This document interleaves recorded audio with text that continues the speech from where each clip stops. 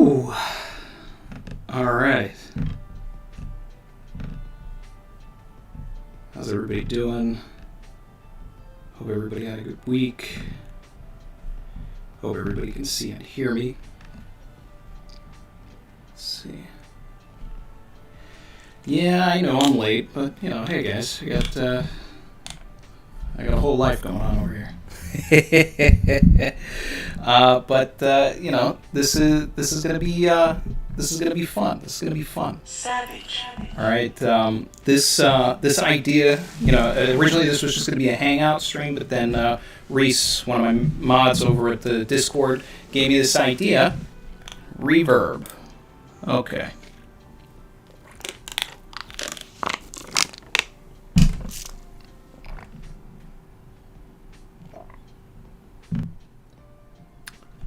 How's that? How's that? Should be good now, right? Should be good now. Let me know. Still echoing? Good now. Okay. I had 2 audio tracks open. All right. So anyway, I hope everybody had a good week. All right. We're going to do another break week stream here. This idea came from Reese over at my Discord to do something about underrated moments. This way we can get the community involved. You guys can tell me yours. I've got a whole list that I've prepared of ones that I think are great. And basically, I want to break this down into a situation where, I personally don't think that there are overrated moments in One Piece. That's just me being an Uber fan. So we're going to take situations that are highly regarded or underrated. So like if you come out with something that I don't know, I don't think that that's necessarily underrated, I'm going to call it highly regarded. Okay? Highly regarded scenes are like, when does a man die? Or I Want to Live, Nothing Happened, the Merry Funeral. There's so many scenes that are highly regarded, but then you take, for instance, like something like Help Me, also highly regarded, right? But the underrated moment from that is the scene with Shushu, all the way in Orangetown. Because without that scene, you don't get Help Me, right? Because that was the scene, an underrated scene, that taught Nami what treasure meant to Luffy, right? So it sort of set up this idea of treasure right there, what it means and all of that, so that when Luffy actually puts that hat on Nami and creates that highly regarded moment, it hits. But people don't talk really about the Shushu moment and how it actually leads up to that as much. So that's where I'm coming from as far as like underrated moments and all of that. And I saw that we had a super chat before everything, started. It was Enter a Name. He said, Luffy in the bar with Bellamy. And sure, I would say that's underrated. Luffy and Zoro choosing not to fight Bellamy. Yeah, that's an underrated moment. In comparison to the highly regarded moment of Luffy punching Bellamy, right? Luffy punching Bellamy wouldn't necessarily be an underrated moment, but definitely the moment in the bar where it's a callback to the flashback with Shanks and how he didn't fight Haguma and all of that. The parallels are there. Yeah, that's underrated for sure.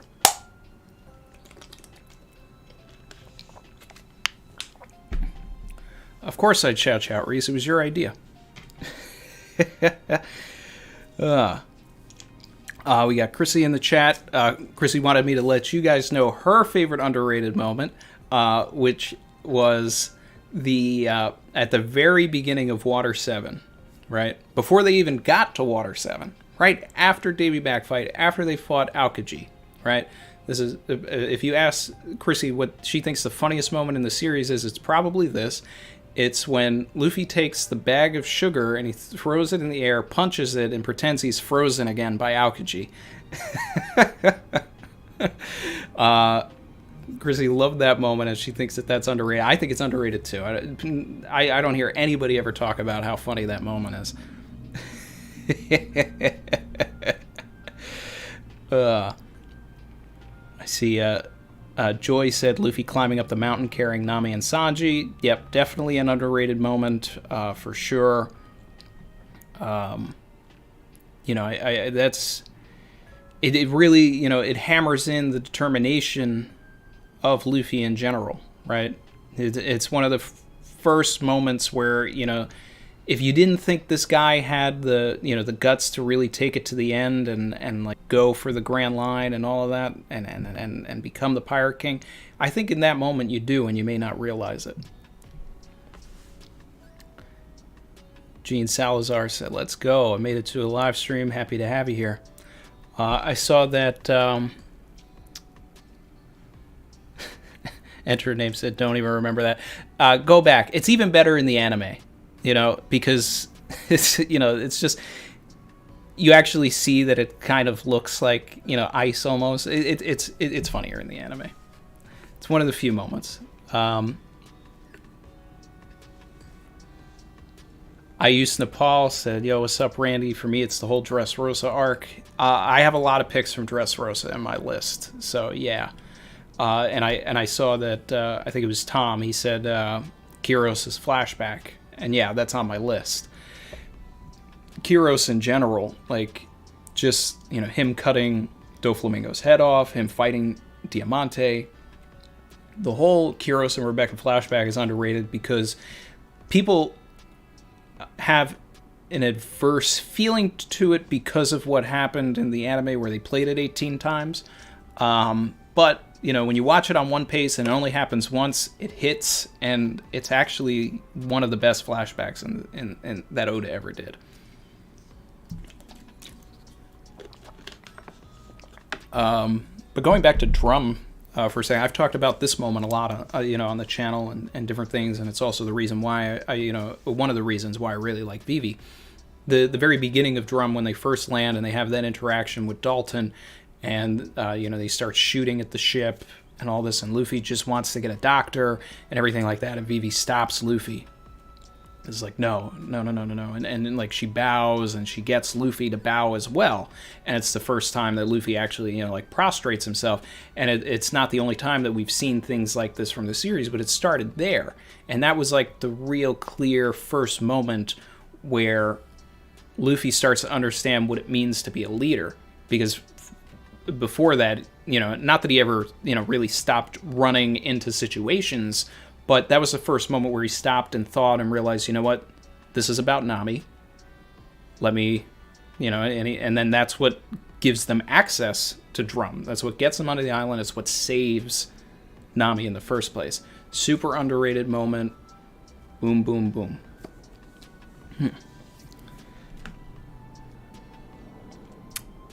Crew TC, Luffy climbing the mountain and Drum. Yeah, we talked about that.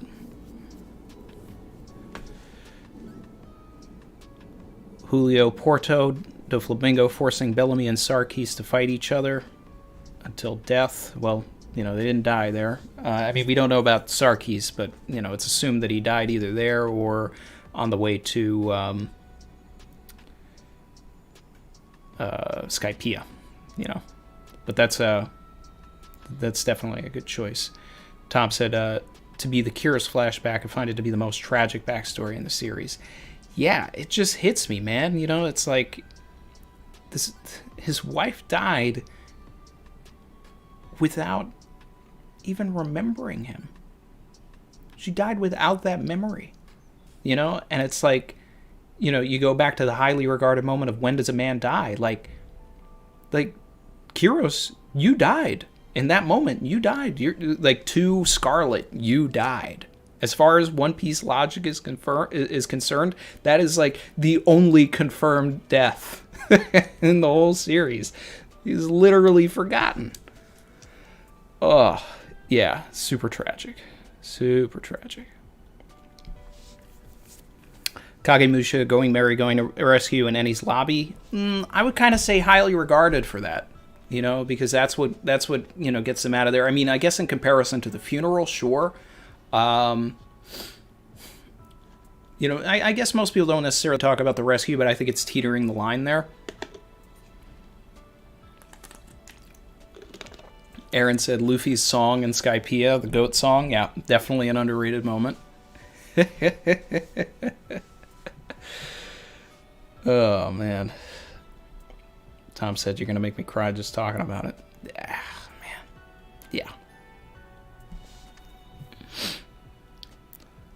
Almighty Fish Mix. Bartolomeo being introduced and messing up the undercover Marine. Yeah, Maynard, right? That's super underrated. That's definitely not on my list, but that is, and not something I was thinking of, but yeah.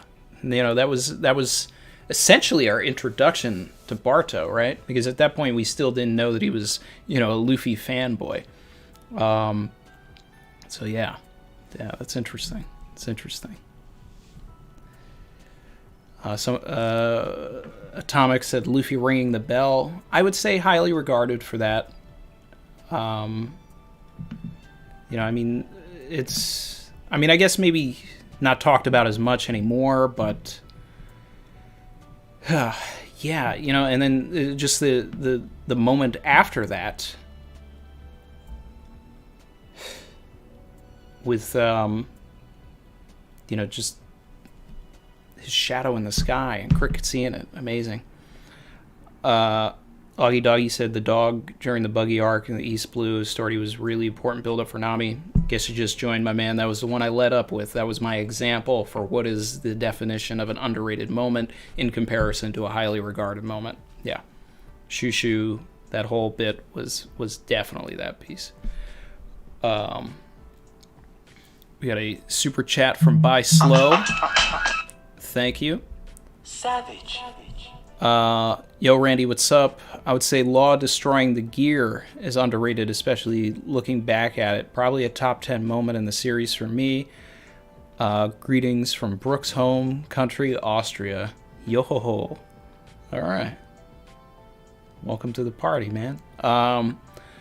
So I would say as far as like Law moments go, the breaking the gears would be a highly regarded moment for Law. But in the big scheme of things, not talked about as much now, but it did set up the entire events of this saga that we're in now. He broke the gears, which set into motion everything in Dressrosa, which, you know, then carried on over to Wano, of course. And I still remember seeing that panel and, like, you know, reading it weekly and just like this wide shot of Punk Hazard split in half and just thinking to myself, wow, how far has the power creep come? we jumped forward 2 years and now people can do this.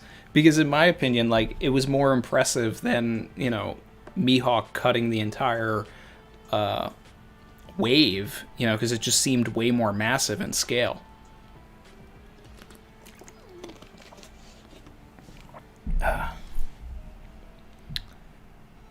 We have 3 new underrated. Luffy telling Hancock to turn Margaret and the girls back from stone. Such a wonderful example of how kind Luffy can be.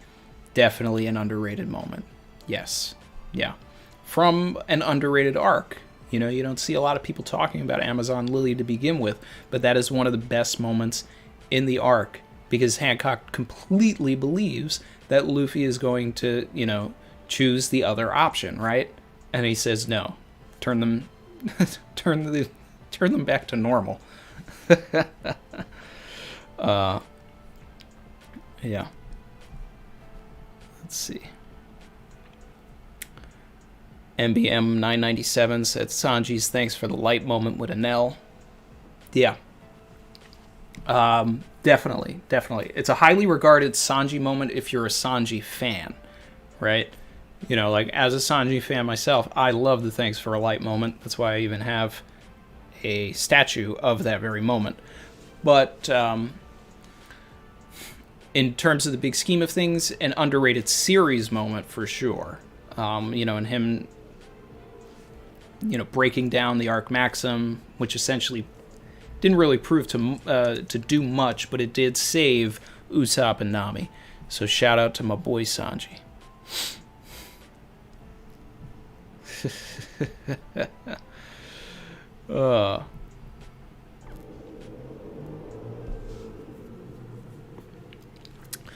Reese said Mocha's sacrifice in Punk Hazard, and that's one of my least favorite arcs, but that moment was so amazing. Yeah, eating all that candy, that's definitely an underrated moment. Not a lot of people would bring that up. I think if we asked for 50 moments and all of that, I don't. Other than you saying it, I don't think anybody else would bring up Mocha in Punk Hazard. Super underrated, but yeah, that was definitely a moment. She took one for the team right there. My guy Evo Warrior 5. We've been playing a lot of Bounty Rush lately in the Discord. Savage. Big Mom laughing at nobody dying in the worst scenario. And Brooks saying, "My dear lady, what kind of fool would ever consider dying as a part of their plan?" I like the translation better where he says, "young lady," right? Because Brooke is like 20-something years older, 30 years older than Big Mom, whatever it is. I love that moment. As far as like character moments go, like highly regarded for Brooke, probably his best moment in the series next to breaking the caramel photo. But man, like, and then just think about it too. Like the first Straw Hat in the entire series to go up against an emperor was Brooke. That's just genius, It wasn't Luffy. It wasn't any of the monster trio. It was Brooke. The character that we really hadn't seen much from, honestly, up until that point. So, yeah. Gias Studio said the Frankie's Tank song, though. There's a lot more Punk Hazard being talked about than I thought. But, yeah. Tank utaze. That was great. Let's see what else everybody's talking about here. Sky Pia said the Rocky Port incident, extremely underrated because we don't know anything about it. Other than Law being the mastermind and Kobe being the hero.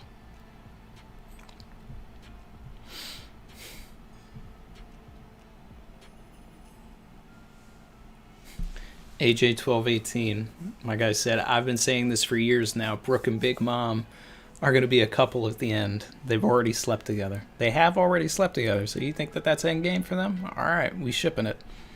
All right, Big Brooke. Brom. All right, let me go back to my list. Okay. So one of my favorite underrated moments, right, is just Mr. 3 countering Magellan, right? Here you have this guy who is he washed Luffy, right? In another underrated moment that doesn't get talked about enough, he washed the entirety of the Blackbeard pirates. The man wiped out a future Emperor's crew, and like he one-shotted them.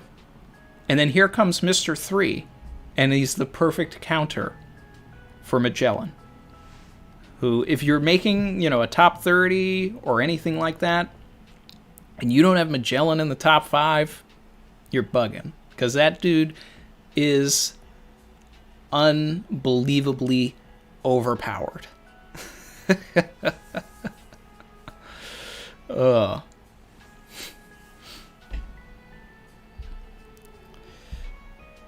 We got a super chat from Deez McNeese.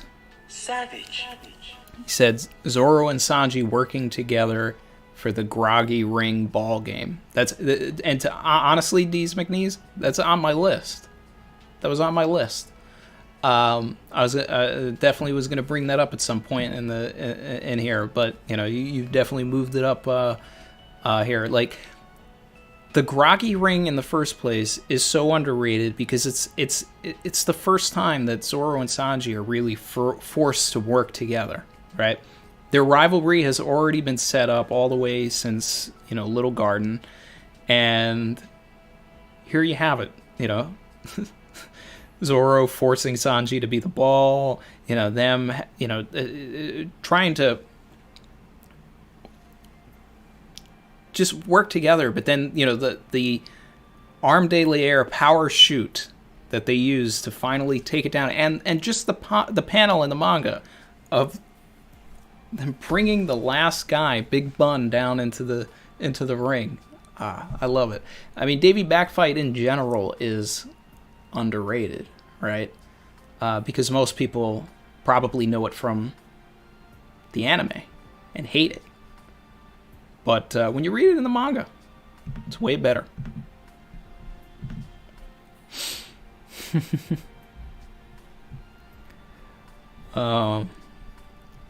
Let's see.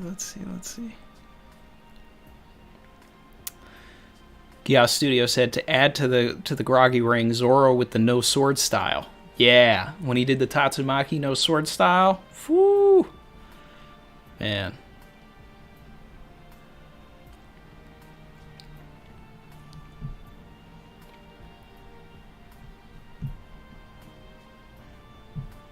Let's see. Error. Let me know if I'm still with you guys. Yeah, that's a great moment. And definitely underrated. Definitely underrated. I mean, I see the panel used as a meme from time to time, but not enough people talk about it just being great.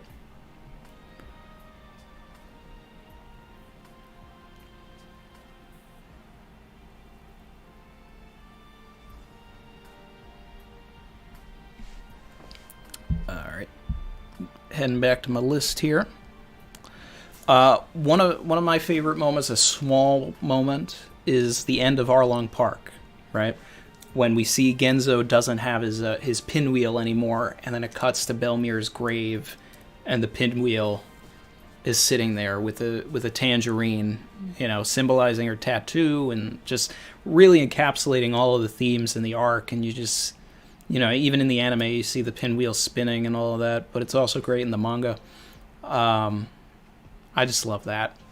Great symbolism. Another underrated symbolism from the same arc would be the desk flying out of Arlong Park. Luffy kicking the desk out. I don't see people, really talk about that enough, but that's the symbol of Nami's pain being, tossed out. And the reaction on Nami right afterwards when she realizes exactly what Luffy's doing for her. Whew. Underrated. Some super chats here. Brandon King, thank you. Savage. Mine is Brooks' death is not an excuse or an apology. Moment from Fishman Island.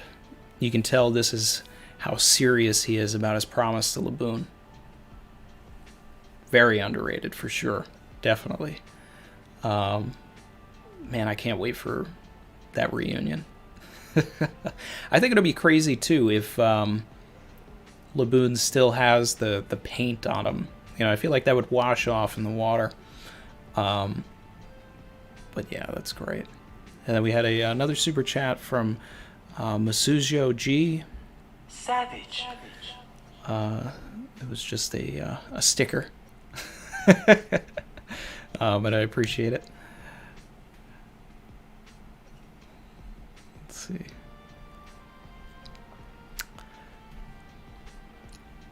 Vedant said Sanji's bingo after arriving at the sea train. Love that moment. It's actually a I have that as a emoji on the Discord, and it's called bingo. Like you have to type bingo to activate it.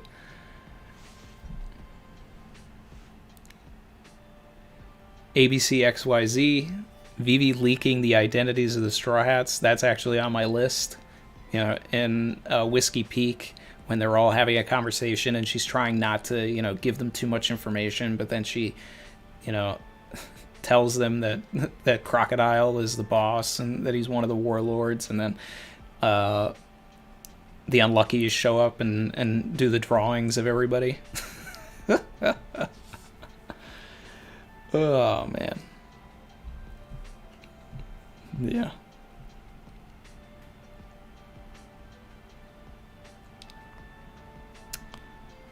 Victor Fritzen said Yokozuna trying to stop the sea train. Yeah, I'll give you that. That's definitely underrated. We talked about Yokozuna in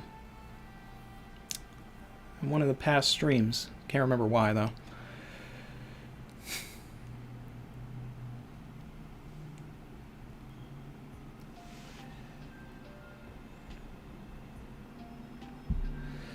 All right. Heading back to my list here.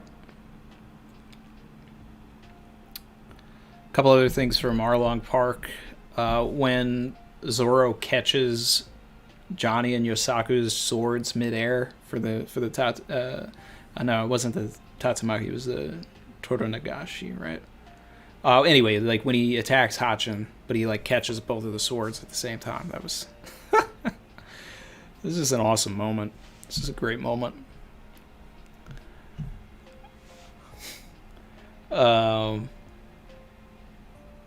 Nami stabbing herself to save Usopp, and then having the glove on, which is like a subtle foreshadowing that she didn't actually kill him.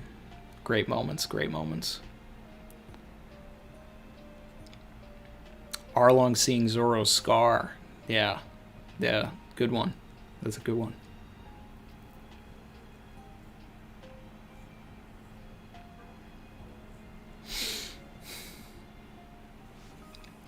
Marcos said Frankie versus Nero is an underrated fight. It's hilarious. Yeah, super underrated. Like, until you mentioned it, like it was not on my list and I forgot about it. But yeah, like him doing Frankie Kintaros and all of that, man. Nero, just to begin with, was such a... Well, I guess like everybody on the C train that wasn't really CP9 was just washed right there and never really returned, except for Wanze. You know, he's been popping up in ads recently, and I think he was he had a little cameo in Film Gold. I think he was sitting at a restaurant. Maybe I'm wrong. I know Absalom was. Speaking of Wanze, something Reese pointed out in one of the recent streams was if you go back to the Wanze fight, there's a moment where when Wanze lights his skates on fire, you see a ... panel of Sanji looking at that, and you can basically look at that as like that being the inspiration or like the light bulb moment for Sanji to learn Diable Jambe.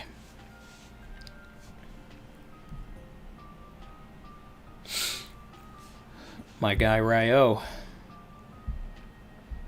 Savage. Zoro's speech to Chopper, Long Ring Long Land.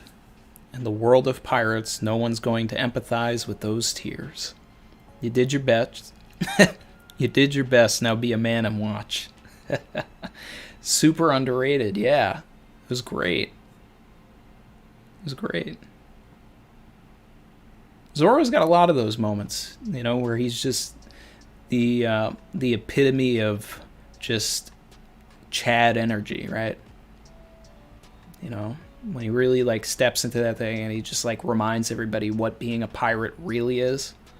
I love all of those moments. Some of them are highly regarded rather than underrated, you know, like him standing up to Luffy about you know, willy-nilly bringing Usopp back into the crew. I'd consider that highly regarded rather than underrated. But that one, definitely an underrated moment, you know. He does it again in Punk Hazard, when he's like, hey, what did we train for, you know. This is the new world now, stop, you know, stop messing around, Luffy. Yeah. Loggy Doggy said Chopper protecting the Mary and Skypiea, definitely underrated. We had the, and that whole interaction between him and Shura. It's underrated because it's like that's the moment when everything's sort of like, starting to really sink in for Chopper. Like, wow, being a pirate is kind of tough, and I can die.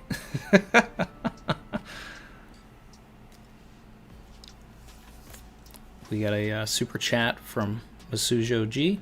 Savage. The scene with Tashigi and Smoker at the end of Alabasta was great, not only for characterization, but foreshadowing future themes of will and justice. Yeah, that's a great one. When she starts walking onto the ship, and she has her tears, and the conversation that Smoker and Tashigi have about all of that, and even a more underrated moment. I mean, they're equally underrated. Is when Smoker leaves Alabasta and he leaves Tashigi in charge of everything and to follow her own justice. And then he heads off on his badass bike. Yeah. A lot of the Tashigi stuff in Alabasta is underrated. I mean, like, even her, stopping the Marines from pursuing the Straw Hats. It's also parallels Fujitora later on in Dressrosa. Her interaction with Robin, that little fight, and the moment where Robin, like, flips her sword onto her, like, pressed against her neck. Wow. Savage.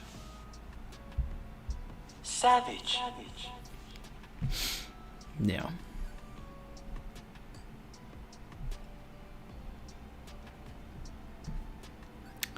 Atomic Ambition said the Fisher Tiger backstory. Yeah, I don't see a lot of people talk about that enough. I have some things from that on my list, including Arlong versus Kizaru. Like, can we just remember that happened? Oh, man. Deez McNeese said Ace versus Smoker. Yeah, a lot of stuff with Ace would be highly regarded, but that's definitely an underrated moment. Loggy Doggy's gotta go. See you later, my man.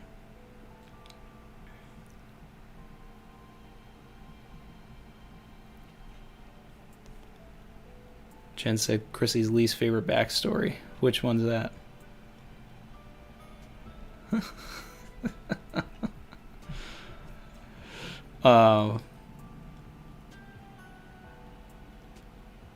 Chin said Croc saving Ace. Yeah. Definitely.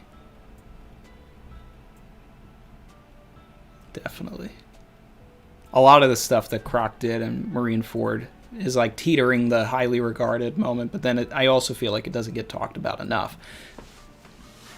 But, yeah. Him saving Ace, him saving Luffy. Triple Threevil. What's up, man?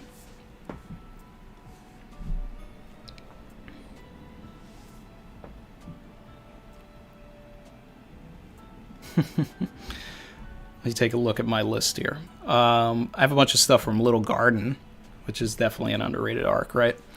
The Zorro Pose, right?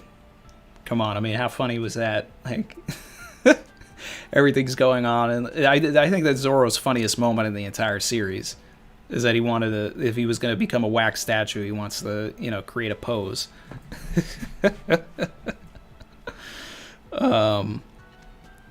And then, an underrated moment of Little Garden is really just Usopp being the MVP. Because if you really take a moment to think about it, like if Usopp wasn't there and he didn't do what he did, a lot of them, like Zoro, Nami, and Vivi would be dead. And Luffy was colors trapped, and Sanji was, playing house with Croc.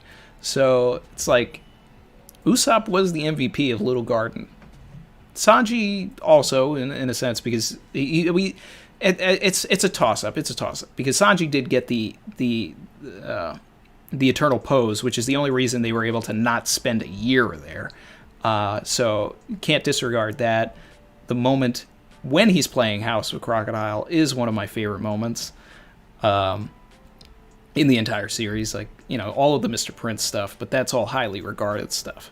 But just Usopp being responsible for Nami, Zorro, and Vivi being alive. Yeah. Gotta talk about that.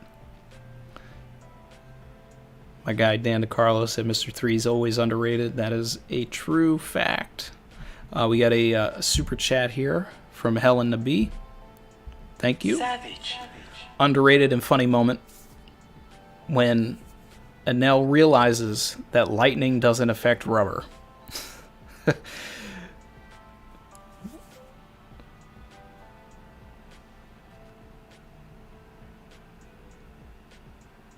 Let KOF do that face. He is the Enel of the OP community. I mean, it's a great moment. It's definitely an amazing moment. It's teetering the line of highly regarded because it's such a meme. You go on any Discord, you go on any forum or whatever, that Enel face that he makes is going to be an emoji, right? And it generated, Perona face, sugar face, so many, like, Enel face, right? Faces have come out of the series, but no one talks about it for the meaning behind it. Certainly, that's the underrated aspect of it, right? The highly regarded aspect of it is just that Oda drew something funny. But let's talk about why it's underrated, right? And that's because here, up until that moment, nothing has phased Enel, right? He's been this unstoppable force, and anybody reading this knows and understands the properties of rubber is just waiting for this moment to happen, right? That lightning shouldn't work on Luffy, right? And he has just been washing everybody left and right. And here Luffy tanks El Thor, and he makes that face. It's cathartic. It's amazing. It's a beautiful moment. Let's think about other underrated moments in Skypiea. We already talked about the goat song. Someone brought that up. We talked about Chopper protecting Mary. One of my favorite moments is just when they find the other half of Cricket's house. It's one of the best twists in the series, in my opinion. It's just awesome. Wiper killing Enel. Not talked about enough. That rejectile that stopped his heart, and then subsequently Enel restarting his heart. Amazing. And the reason why that's underrated is because when they made Episode of Skypiea, they didn't even include that part. And it's like one of the most badass parts of the entire arc. So that's great. Wiper in general is underrated. Oh, we got a super chat here. Water Lemonish. Savage. Punk Hazard again. G5 Marines masking their pain from Virgo's betrayal by making fun of the Straw Hats. There's a lot of emotions in that whole scene. Yeah. It's a good one. It's a good one. I mean, anything really with those G5 Marine guys would be underrated. But yeah, that's... They really loved that guy. I'm with you on that one. Lucy B. Savage.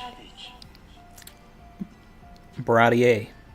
Luffy says to Sanji that Sanji has to live because Sanji can't repay his debt to Zeph by dying. Because that's not why Zeph saved Sanji. Yeah.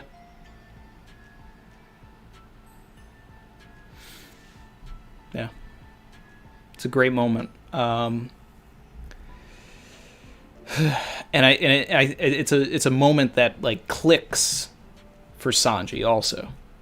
That's what really makes it so great, right?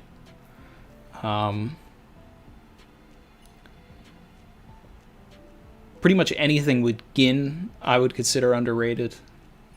The Sanji versus Gin fight. The talk between Zeph and Sanji about Luffy's conviction. When he's like chasing after Krieg. I love that conversation. It's so good.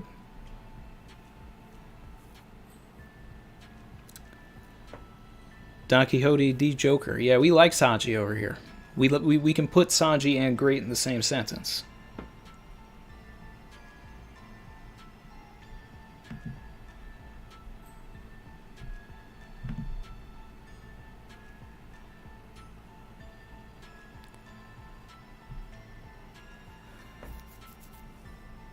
Let's see.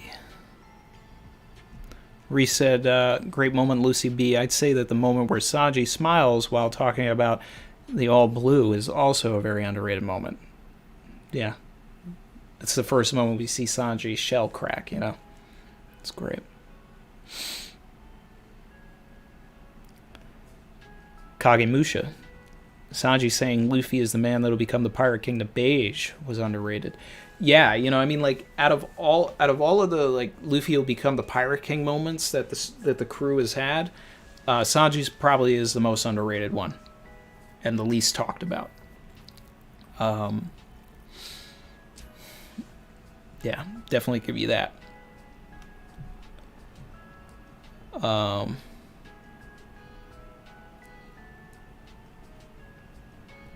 Let's see. Something that's underrated, Buggy surviving attacks from every single Marine Admiral. If you go back, he did. He got attacked by Aokiji, Akainu, and Kizaru.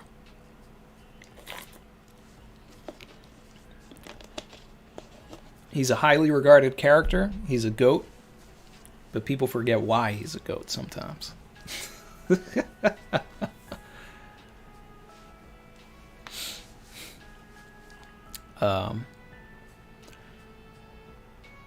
Chin said Chrissy's least favorite backstory, the Nolan flashback. Yep. Yeah, that is... and the Nolan flashback in general is underrated for sure. The moment when, they actually understand why it was necessary to cut down their, ancestor trees. Yeah. So good.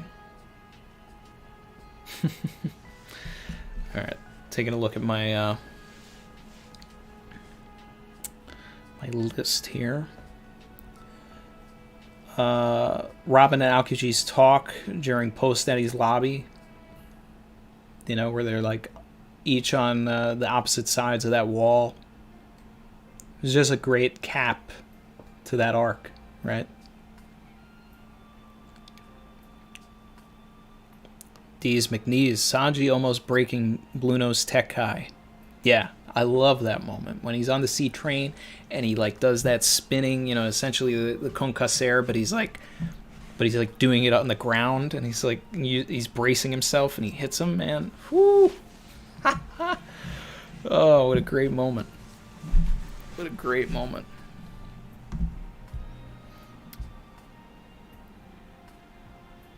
We had a super chat from Panicked Pikachu. Dan beating up Garp post Marineford always makes me tear up. Yeah, that's a great moment. Definitely underrated. I don't see it get talked about enough. Man, yeah. I know Chrissy definitely had a reaction to that when we got to that point during our watch.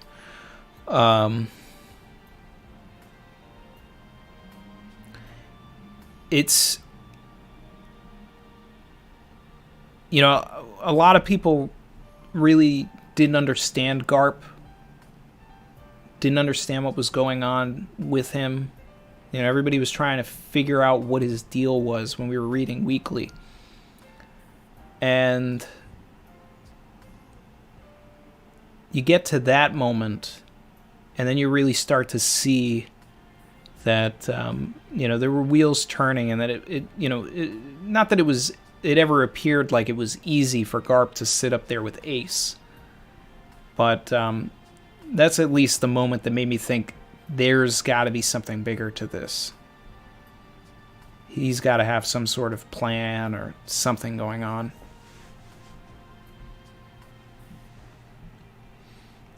Andres Sanchez, when Dalton says to Wapple that no medicine can cure stupidity. I like that one. That's a good one, yeah. Also from Drum, Liquid Thought said, the hiking bear moments. That's on my list. I love that gag. I love that. They see the hiking bear, then they see the woman, and they bow to the woman like she's a hiking bear. Oh God, that's peak fiction right there. Highly regarded moment for Mr. 2 would be saving everybody at Impel Down, but an underrated Mr. 2 moment would be saving them in Alabasta from Hina. I don't see that get talked about enough. Him sailing away, pretending to be Luffy, his speech right there to Hina. So good. Nope said the crocus gag. Yep. That's definitely a great moment. Nerd culture. Ace learning manners from Makino while Luffy's being a goof. Always makes me laugh. Yeah, that's definitely underrated. Not a lot of people are talking about that.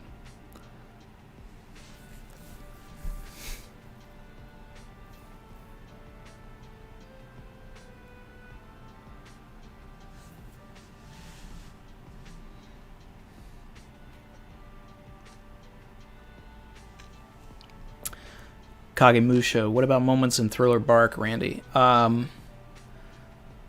moment when Sindri starts to, you know, it's like there's like a crack in the shell, and you almost think that like she's having memories from her past life almost. Starts to tear up, I believe. That's kind of wild. The little team up that Chopper and Robin do, you know, like Chopper versus Hogback and all of that is pretty underrated. The moment between Brook and Zorro at the end of the arc at Ryuma's grave, or like what they're making, you know, like a grave, and that sort of like bonding bro moment that they have, super underrated. Really like that, you know, and it was definitely like Oda, you know, making the rounds with Brook and making sure that, you know, he was having moments with everybody, but that was like a really endearing moment with Zorro as he was still healing up. Got a super chat here from Michael Ormsby. Savage. Hey Randy, recently found your channel. Amazing stuff, man. I'd have to say Binks' Bruce song when Brook officially joins, probably highly regarded. And the all blue salt conversation in Water 7.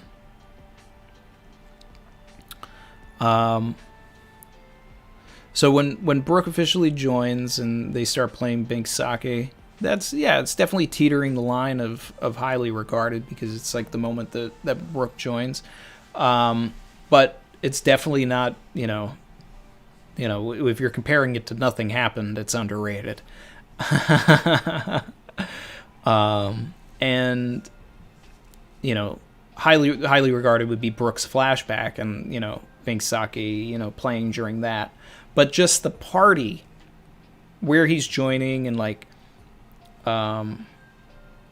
Luffy, you know, hanging down on the piano and all of that next to him and all that stuff, that's definitely underrated. Like that's That's like fun party moments and all that. That's definitely great.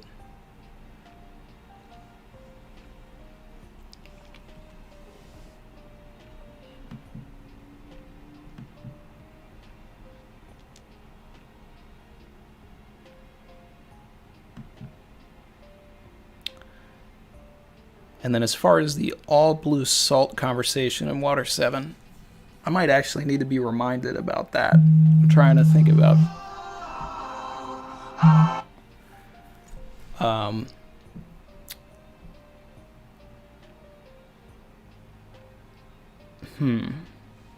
Someone in the chat, give me some more details on that so I can talk about that, because I got to remember that.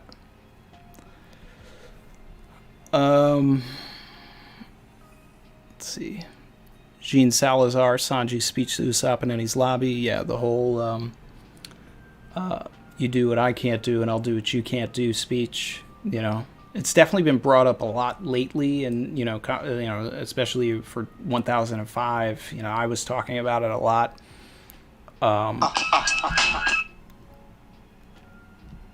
was talking about it a lot in reference to again, a lot of notifications here, guys. Sorry. I was talking about it a lot in reference to, you know, what was happening in 1005, and, you know, the community was talking about it as well.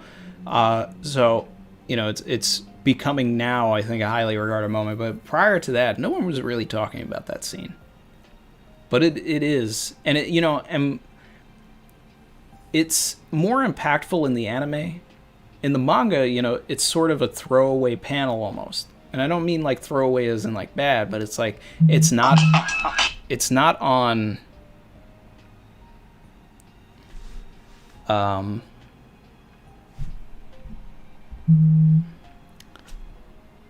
not on anyone's face, right? It's not on Sanji's face, it's not on Usopp's face. It's this faraway shot of Sanji like standing by himself, and like, you know, you're kind of from Usopp's POV, you know, his perspective and all of that almost. But I think in the anime they do some close-ups there also.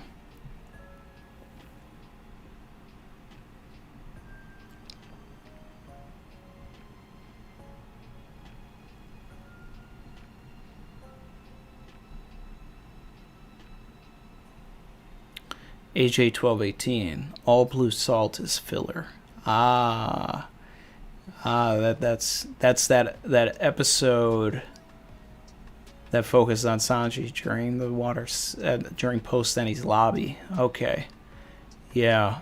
I can't talk. I can't talk about that enough because I watched that weekly, probably in like 2006, 2007, whenever that aired. Actually, it probably would be closer to 2008. Maybe it was 2007. And I have not seen it since. So I'd love to be able to talk about it. But, yeah. I mean, as far as filler moments go, sure, definitely underrated.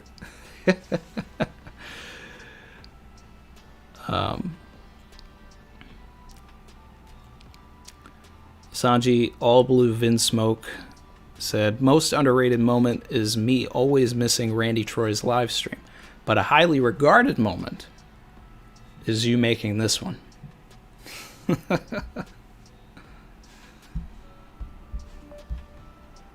Savage. Enter a name. Lucky Roo shooting the bandit in episode 4. It was the first holy moment for me and set the tone for this series gets real. Yeah. Yeah. See, I like on One Piece how that's actually episode 1, the way it's supposed to be, because that's chapter 1. But, yeah. You know, you don't know what the tone of the series is, really, until Lucky Roo shoots that guy. And then the tone sort of shifts and doesn't necessarily return to that for quite some time, I think. But, you know, even Shanks' speech right there, I love, where he says, you know, something to the effect of, you shouldn't point a gun isn't a tool to threaten somebody with. If you're pointing a gun, you better use it. And it's just good moments.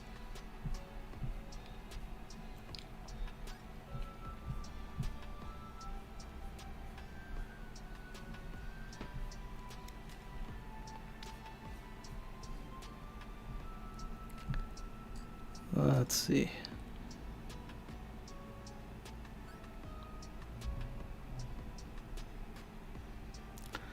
Reset, I think that the blood transfusion scene at the end of Fishman Island isn't talked about enough. I put it in the same ballpark as some of the most highly regarded moments, the symbolism in the narrator's speech. Yeah, I mean, that's what Oda was setting up for that entire arc. Yeah. It's a good moment. I'd say it's underrated for sure, because it's just in an underrated arc, Fishman Island, which most people would put at the bottom of their arc tier list, and even I would myself. But that's great. Rain Man said, "Has Shushu been mentioned yet?" First thing I mentioned. It was how I led the stream. It was the basis of what I said would be an exemplary example of an underrated moment.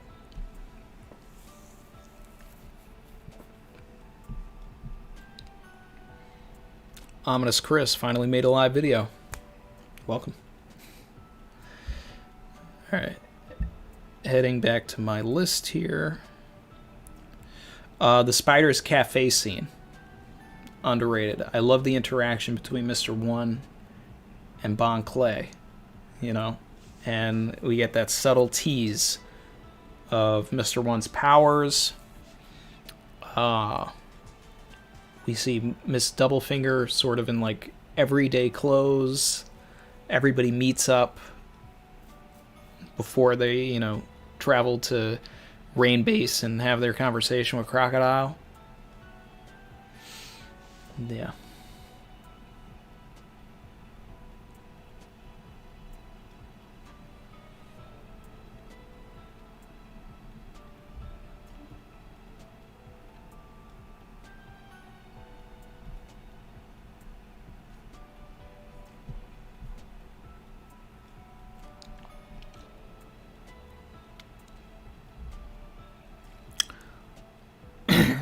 Jeeker said, "This is not a big one, but if you remember, Haguma slashed the table in Makino's bar, and you can see the mark the slash left in chapter 956. So I wouldn't say that that's an underrated thing, but that's just a cool detail in the series." Kirby said, "Kuma protecting the Sunny for 2 years." Yep, definitely.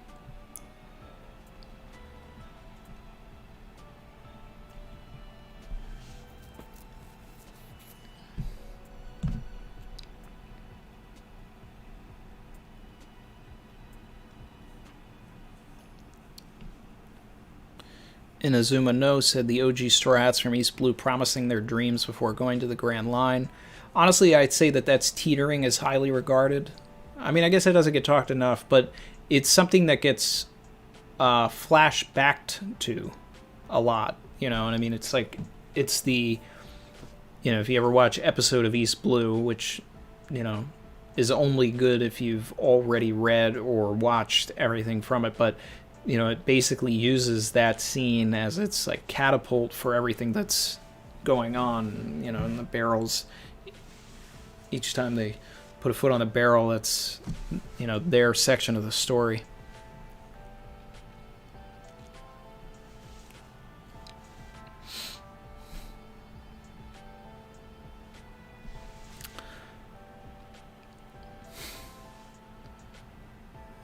Let's see.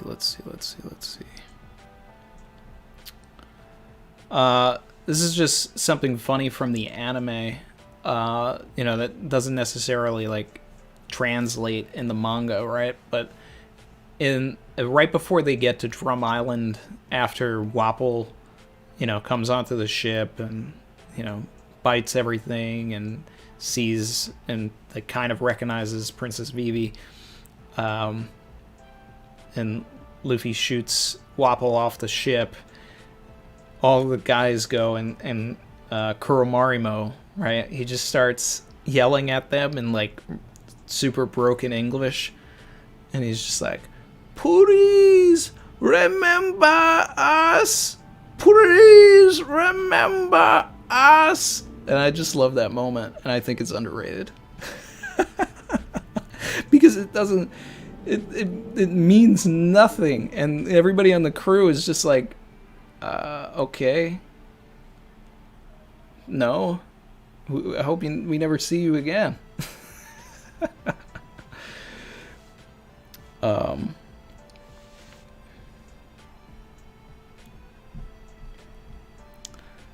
Chopper Gamer said, I just jumped in. Have you mentioned the God Usopp moment? I feel like no one is talking about it anymore. God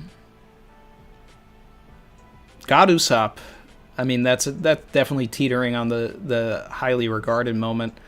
But, yeah, I mean, definitely no one's talking about it much anymore.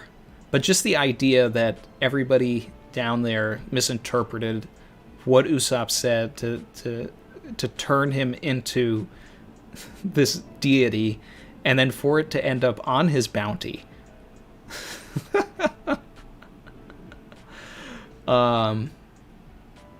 Incredible. And I just love that shot of his face all broken, Hajradin holding him up. Oh, excellent. We got some super chats here. Keyboard Cat, thank you. Savage. Enel's Moon Adventure.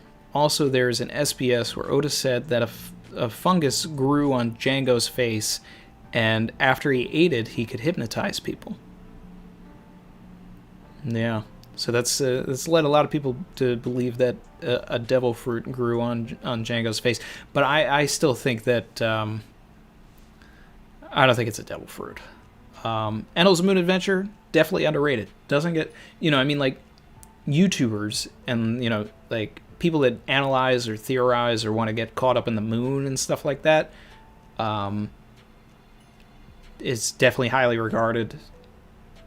But for a casual person, casual reader or whatever, they probably forgot that Enel even had a cover story. And for that matter, I'd say every cover story is underrated.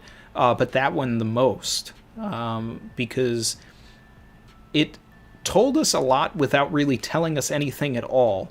So it's one of those things that until we get more information about the moon and everything that happened there, we're not going to be able to look at all of it as foreshadowing or anything like that until that happens. So, yeah, highly underrated. And then a super chat from Dizza the Ghost. Savage. 4 quick ones. Ace goes to see Shanks. Definitely. And I love how the anime made it seem like Shanks had both of his arms during that time. They dropped the ball there. And speaking about having both of your arms, fun fact, there was I can't remember if it was an Impel Down or if it was in the cover story with Baroque Works, but there was a time where Oda accidentally drew Crocodile with 2 hands, and it was corrected by the time the volume came out. Zorro saying that he doesn't believe in God. Okay, all right, yeah. Mary in the green room. Mary in the green room. Yeah, that's definitely underrated. It should be highly regarded, but it's underrated. It shows that Jinbei is the helmsman that the Straw Hats need, right? Like, everybody's the best at what they do. Chopper's going to be the best doctor. Zoro's going to be the best swordsman. Sanji probably is already the best cook. Nami may already be the best navigator. Frankie built the ship that's going to, go all the way to the Grand Line. So Oda needed a massive feat to show that Jinbei is worthy of being the helmsman of the Straw Hat Pirates. And the Mary, well, not the Mary, it should be the Sunny in the green room. Yeah, so the Sunny in the green room is, it's a great moment. And page 1 notices Luffy is the Alliance's leader.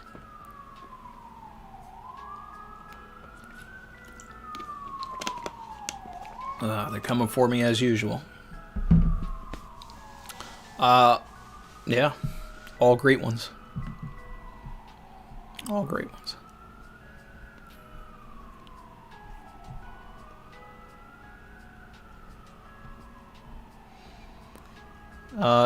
Dale Villarin said Sanji's the hunter line to Jabra.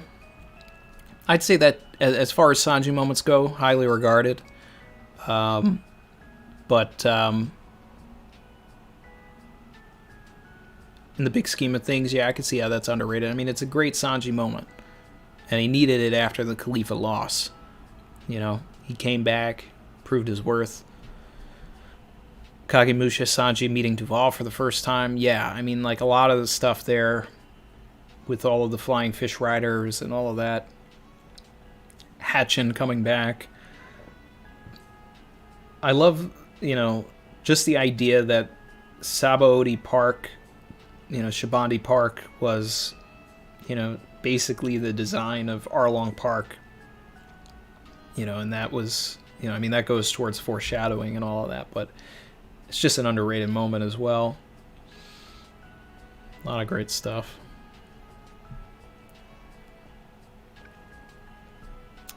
Ooh, here we go. This is a good one.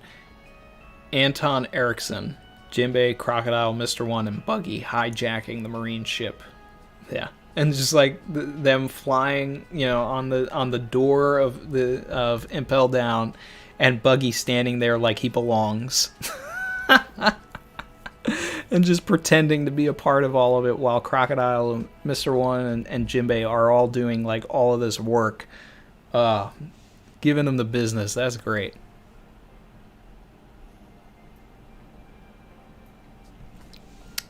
Piccolo from Namek. Savage. When Ace and Roger said they won't die, it made me realize the importance of Hirolik's speech. That's good. Yeah. So we talked about this at the very beginning, that the Hirolik's speech is like the definition of highly regarded, right? So, but Roger, you know, saying I'm not going to die, partner to Rayleigh. You know, it's just a good point because he's not going to be forgotten. He started the Great Pirate Era. So, yeah. And then same for Ace. He's not going to die because he lives on through Luffy, and Yamato, and Tama, and all of the Whitebeard pirates.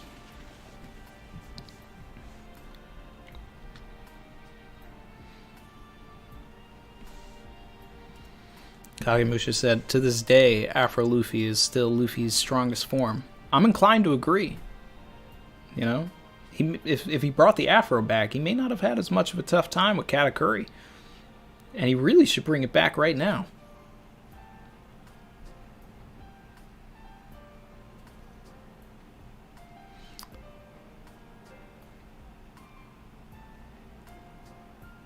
Ahmed said the scene in Water 7 where Nami screams at Luffy when he's stuck in between the building. Yeah, and that's even great in the anime too, because like you really feel the tension and everything. Like everything is hitting, you know, this peak. The Agua Laguna is going to hit. Robin is getting on this train. They just lost to Lucci. And Luffy and Zorro are like stuck in a building in a chimney. And Nami's like, come on. And then, you know, he breaks the building, and it's a good moment.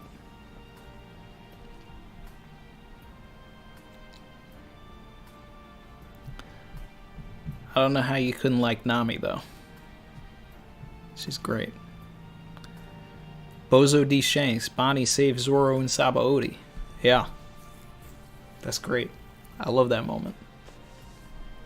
And Zoro almost takes out... See, now, the highly regarded moment would be Luffy punching Charlos, right? People talk about that all the time. But you don't have that hit without Zoro almost killing Charlos, right? Bonnie saving him.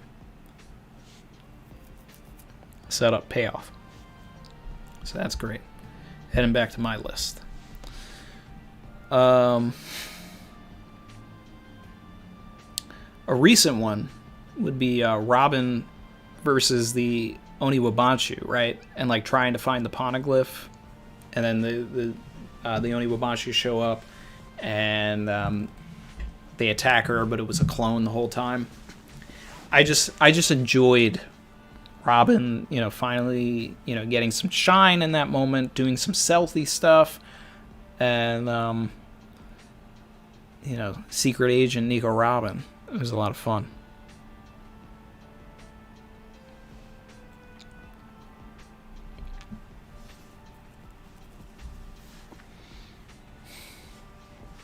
AJ1218, dude, the walk to Frankie house.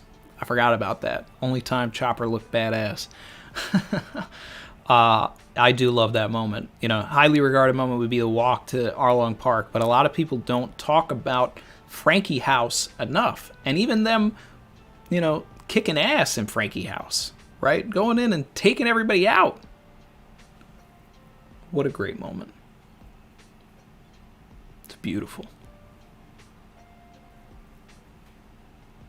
So much happened in Water 7 and Enies Lobby that people just forget about that. Especially when you consider that Frankie turned out to be a good guy, but, and that Zombai and the rest of those guys actually ended up helping them. But, man, if it wasn't satisfying seeing all of that. And then Luffy saying, like, that he's going to break every single one of their bones in there.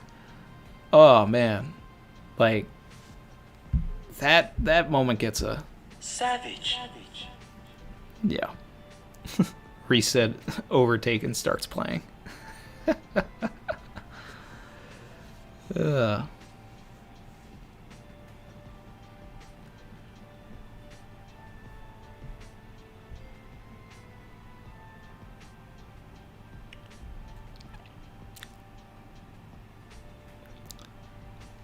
guy Ahmed said, I don't care for the walk to Frankie family because I detest Usopp. So I like Frankie underlings for beating his ass.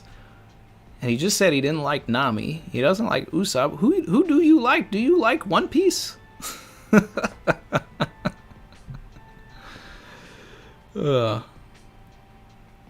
Aaron said Luffy imitating all crews. Yeah, and just all of Luffy's impressions. Sanji, in Alabasta. All of them.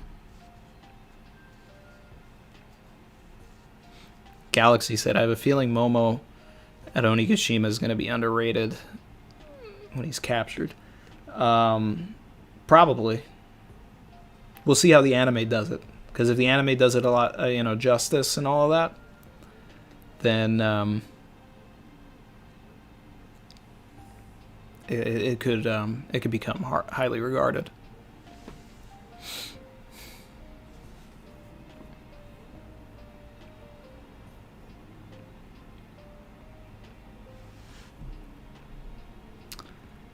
Chris Saltos, when Barto threw the fake bomb at the Coliseum crowd and exposed how selfish those people were because they ran away without helping each other.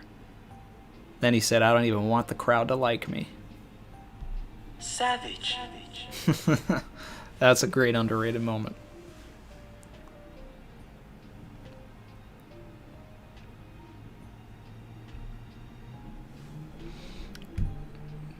Chin said Usopp's impressions of Robin and Croc. Yeah, Usopp's a good impressionist too. When he made his eyes look like Robin's eyes. So for my list, Zorro, an underrated Zorro moment that I don't see talked about enough is him testing his luck in Logetown with swords. Just It was great. That whole sword shop scene with him and Tashi, it's underrated. Love it.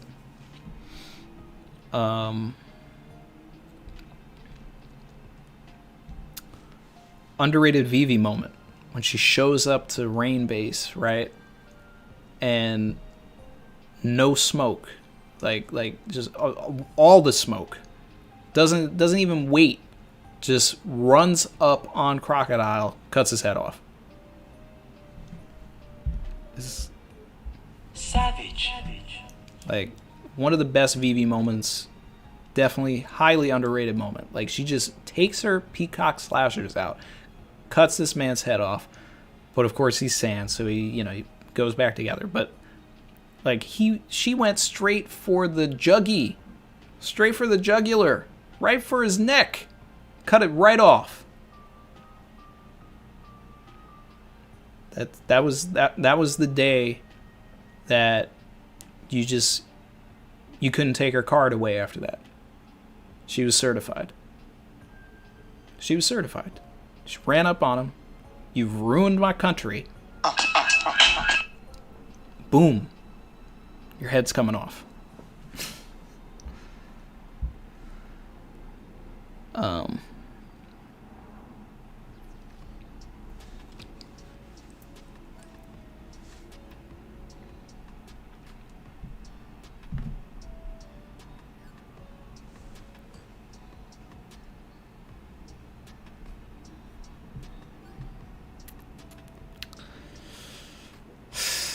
Ahmed, you don't even like Vivi?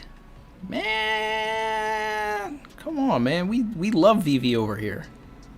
And we love Nami, and we love Usopp. I mean, glad you like Crocodile. That's one of my goats too, but we ain't doing no Vivi hate. No.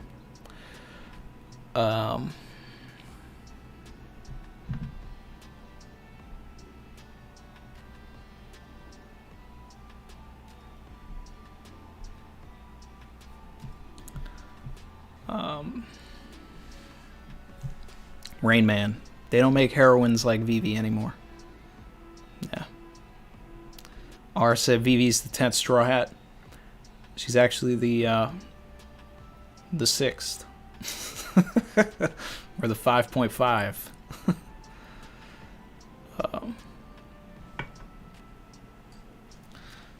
Chin said, don't forget Karu's sacrifice for Vivi. Highly underrated. Very good. That's a good one.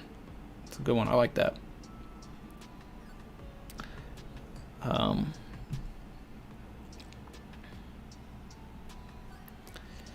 The Don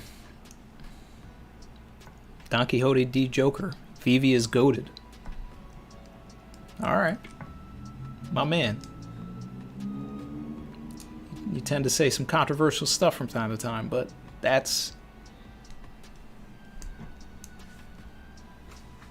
good on you. You know the deal.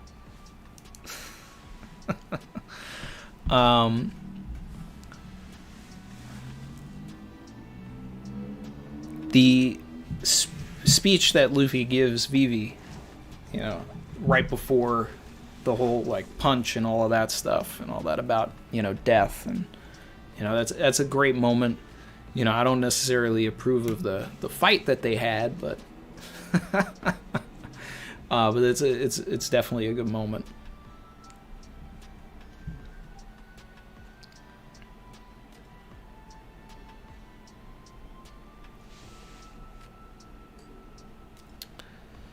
Ray Kaminari. I know a lot of people like Barto, but I like Cavendish equally.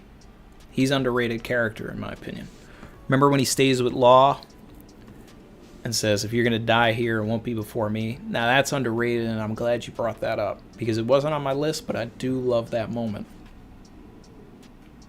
When he stays to protect Law. That's a good one. Thanks for bringing that one up.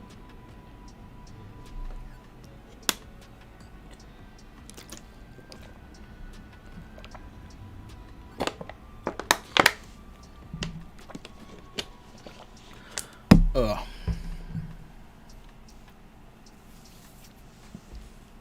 Vivi for life indeed. Yes. She did need the reality check. But, you know.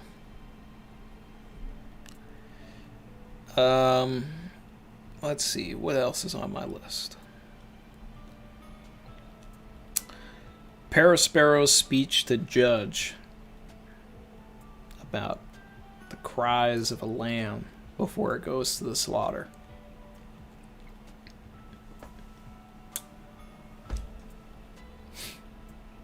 Parasparrow is always spitting, you know. And his I might as well go and say, you know, the chewing grass line too, because I don't think it gets talked about enough. But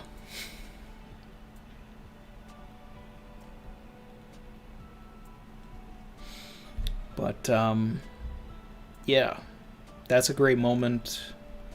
Sanji saving his family afterwards in the panel of him standing on the table after he like melted all the candy, looking down on his family. Underrated. And you know why it's underrated? Because it hits so much more in the manga. The anime did not do that moment justice at all. They really should have, like, for all of the times that the anime like paced things so inappropriately and like held on things, they sped past the moment where like Sanji like really gets his due justice on his family. That moment sucked in the anime, but in the manga it was so impressive. It was drawn so well, him looking down on his family, everything. Anime did that part dirty.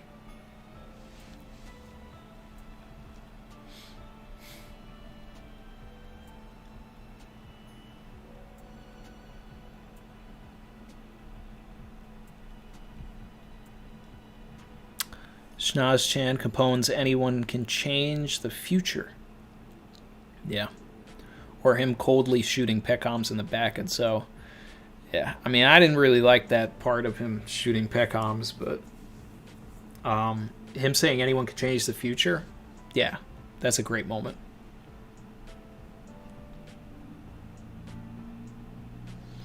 Bozo D. Shanks, Parasparrow's a goat. He doesn't deserve the hate. All facts.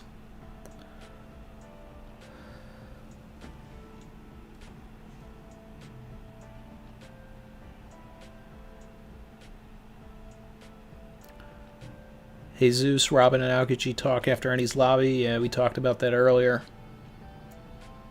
Nerd culture, when Vivi slaps Usopp to consciousness in drum, and Zorro wakes up from the snow like a zombie. Yeah, and then Usopp's got all those bumps on his face. It's peak fiction. Peak comedy.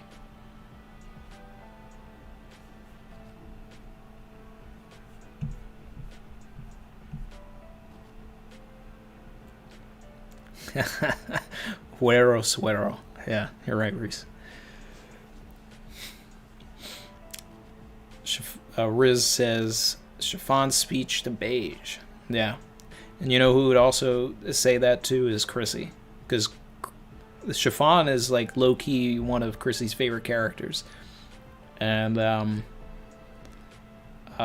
Desmond H. Capone's words to Pez after shooting Oven in the face. Yeah, you know, throw it all in there. But yeah, Chrissy just loved how,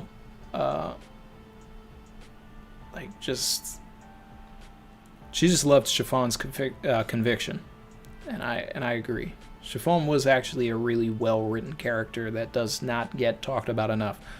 Underrated. Usopp Golden Pound, underrated. Yeah. You know, honestly, just like a lot of the stuff where he fought Perona to begin with, I feel doesn't get talked about enough. It's one of the best fights in the series. It's amazing.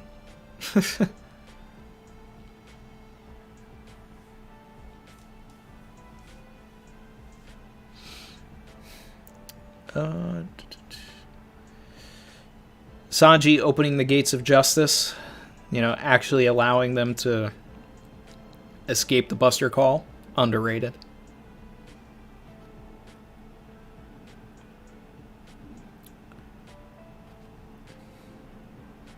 AJ1218 said, Buggy versus Mihawk. One of the greatest fights in One Piece. Right under Whitebeard versus Roger. Yeah. That's true. But how can the greatest fight in One Piece be underrated? I think it has to be highly regarded. Ree said, Nami slapping Sanji while saying Sanji instead of the usual Sanji-kun is a very underrated moment. Everybody talks about the fight and the interaction between Sanji and Luffy and forget Nami. Yeah, when she just walks up cold and just goes, man. Talk about ruthless. Yeah. Yeah. Alexander Rios. Underrated moment when Enel zapped Wiper's girl outside the first birdcage in Skypiea. Made me cry. Enel was ruthless. Hashtag Skypiea goated. Yeah. Rocky should have died. Rocky, Locky, whatever translation you go by. That really would have hit if she died.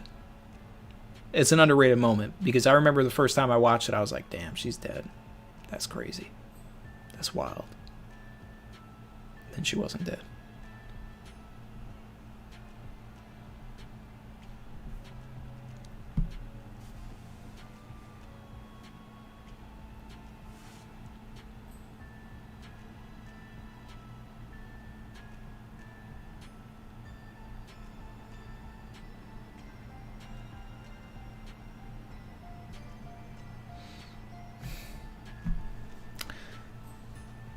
An underrated moment in the anime in Skypiea, not so much in the manga, but in the anime when like Sanji has this love cook radar for Nami on the Arc Maxim.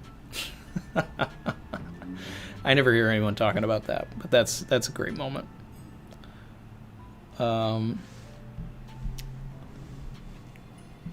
When you learn why it's like so cold in Drum Castle, and it's because they don't want to shut the door because there's like some birds that are living on the door. It's underrated.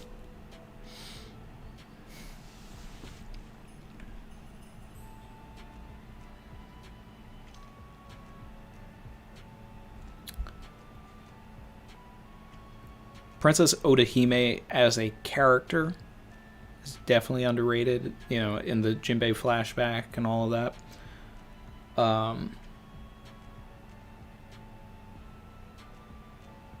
She was great. She's like one of the best parts of the Fishman Island arc. Her trying to get everything set up for the reverie and all of that, like her plight, her struggle, so many moments.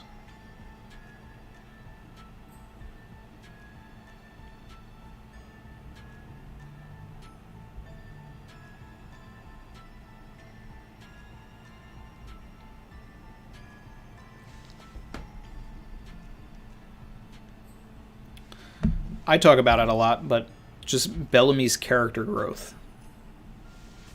is underrated. People hate on Bellamy, but he's a goat. You know?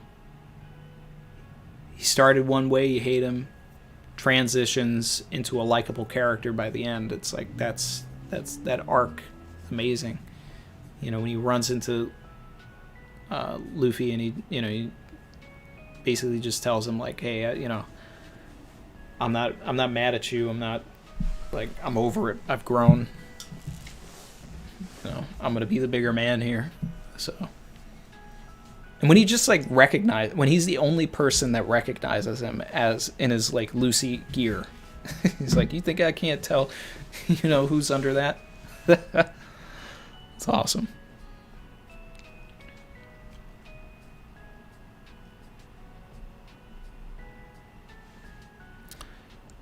Hazard and Gibson, did you mention when Luffy bowed to Boa choosing to save Marguerite over getting a boat to return to his crew. Yeah, someone brought that up earlier, and we did talk about that for a little bit.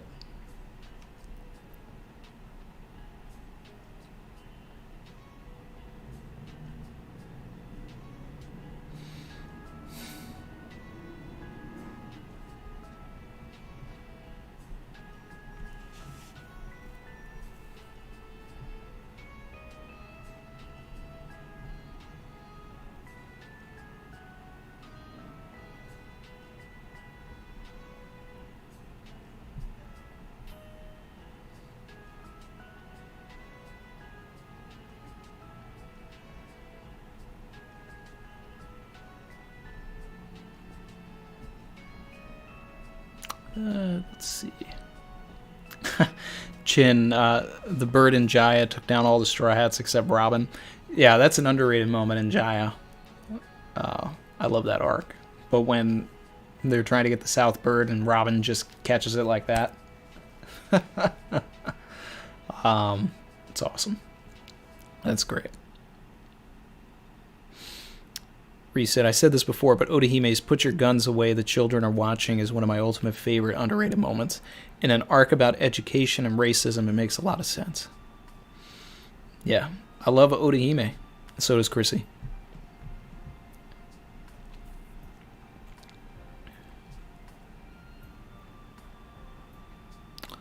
Miles Long, I think Caesar's disguise was hilarious.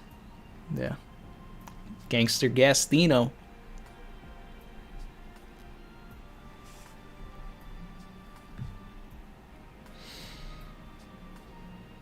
Nine 1616. Mocha sacrifice is so sad. I'm surprised that someone else brought up the Mocha sacrifice. Like Reese brought it up, but I definitely didn't think anybody was gonna bring that up again. He also said Kinemon impersonating Dofi is so funny. Yeah. Kagemusha said it too. Kin is Dofi. And then Gladius, like, it was Gladius, right, that like actually believed it.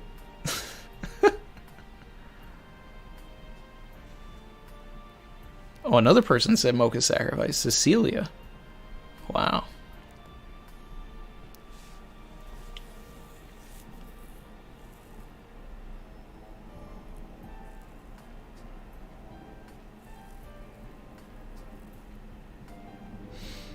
Lucy B, Rebecca, and Kobe fangirling about Luffy. Yep, chapter 903. Love that. That's an endgame ship right there.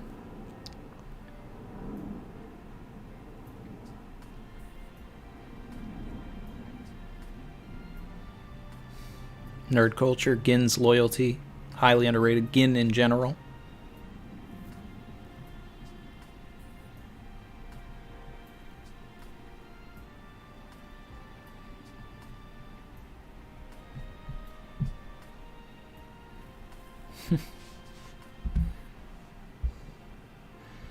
Let's see.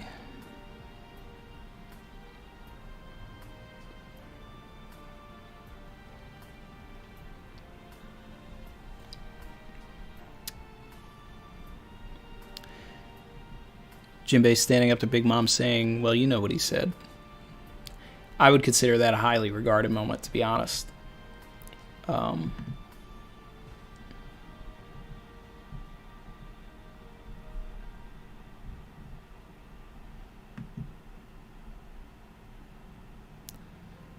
Vedant says Who's Who is actually Gin.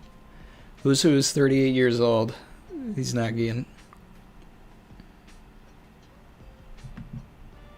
But sure wish he was. That'd be great. We still need Gin to return.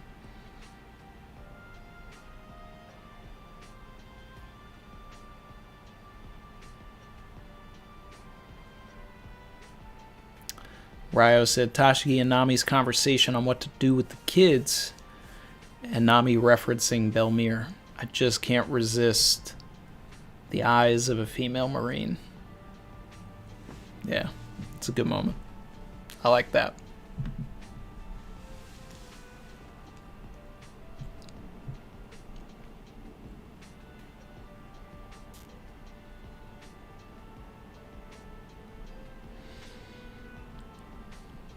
Piccolo from Namek. Chopper blows the whistle. Yeah, we talked about that. Him saving, trying to protect the Mary from Shura and all that. Yep.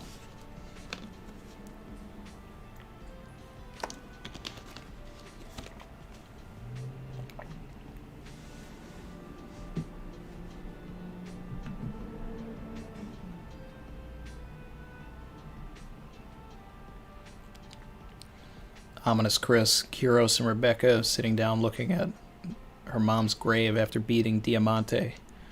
Kyros hiding his face, his tears. Yeah. Kyros was low-key the main character of Dressrosa. Like, or you could say that there were really two stories going on. Luffy and Law, and then Kyros and Rebecca. And it was almost as if, like, Oda was writing a whole different manga for a second with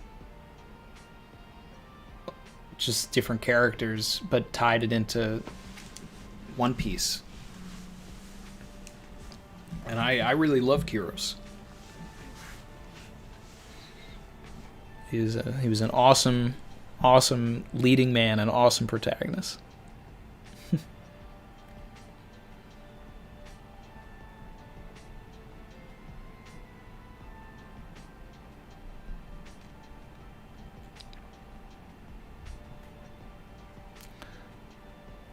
Brandon Arnold, Randy, big fan man, great knowledge. Appreciate it, man. Thanks.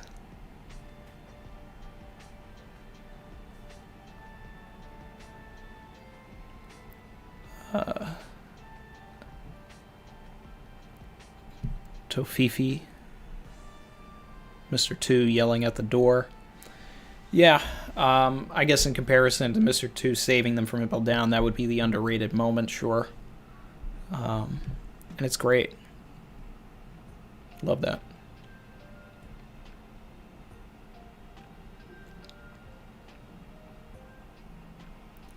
People don't talk about Kyros enough. I mean, I'm seeing a lot of Kyros love in the chat, but yeah, he's goated.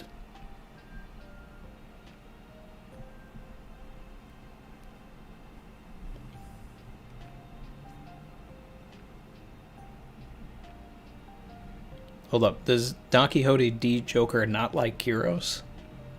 He's been in the chat the whole time saying that Dressrosa is peak fiction, but you don't like Kyros? Clear this up for me.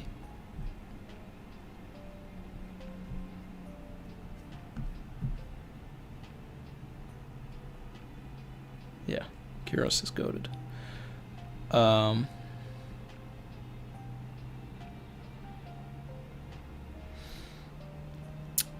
Ahmed said, Crocodile shouting to Whitebeard, I don't remember being defeated by someone so weak. That's a good moment. Definitely underrated.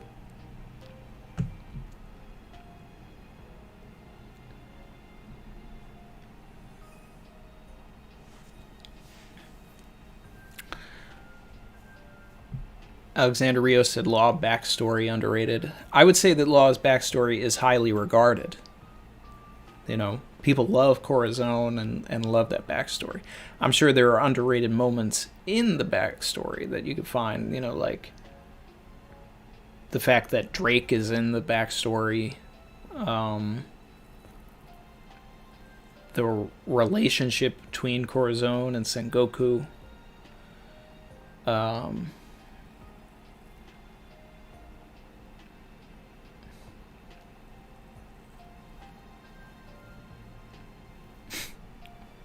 I love when Corazon fires a rocket launcher just and makes it silent, just like as he's trying to cheer Law up. We got to find the moments. Like, you can't just say a whole flashback is especially one like that. Like the Nolan and Calgara flashback is underrated. Law's flashback as a whole is highly regarded, I would say. You got to find the moments.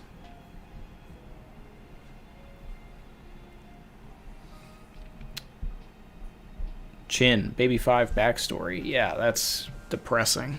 Definitely underrated. I don't see a lot of people talking about that.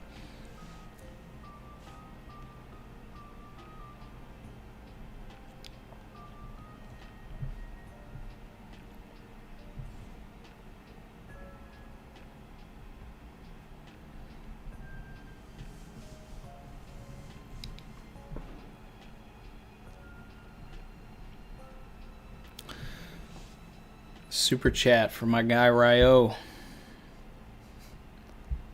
Savage. Since his birthday is around the corner, what's your favorite underrated Luffy moments?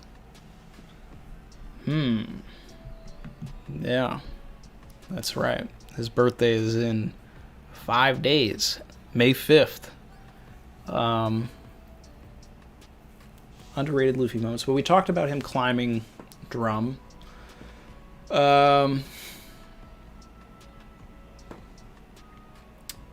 Him versus Mr. 3. I really like that fight.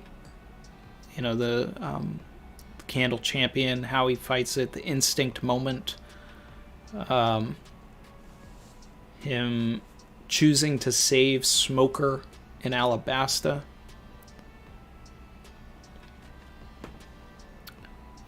We talked about Chrissy's favorite Luffy moment, which is underrated, which is, you know, the Aokiji joke at the beginning of Water 7 when he takes the bag of sugar and pretends he's frozen again, reliving this traumatic moment where he almost died.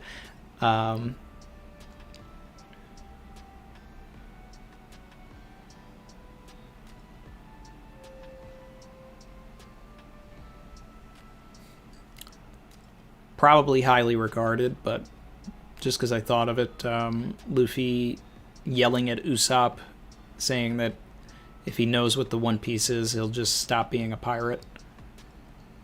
And Sabaody. That's Shaki's bar.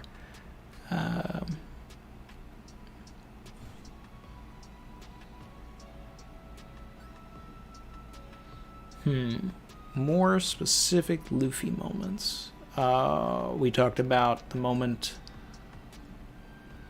in Amazon Lily when he chooses to save Marguerite.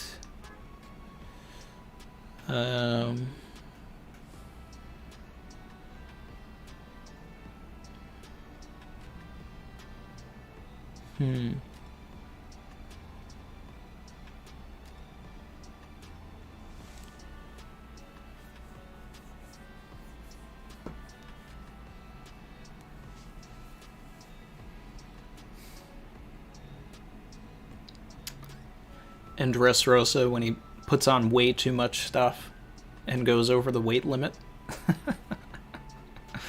Just another funny underrated moment.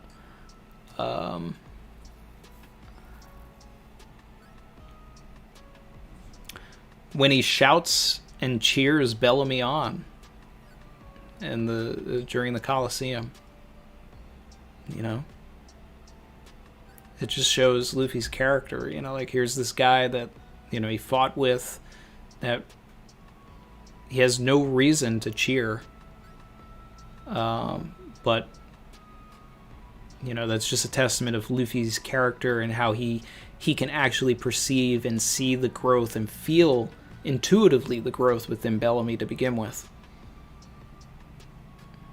You know, because he's an empath that way. So, you know, Luffy cheering on Bellamy is almost in itself a revelation of Bellamy's character growth, based on what we know of Luffy's power to understand people's emotions and all of that.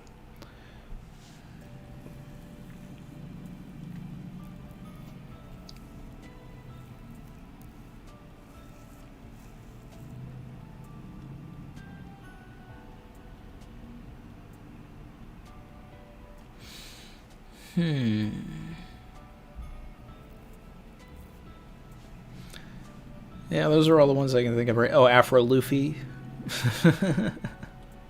Definitely underrated as well.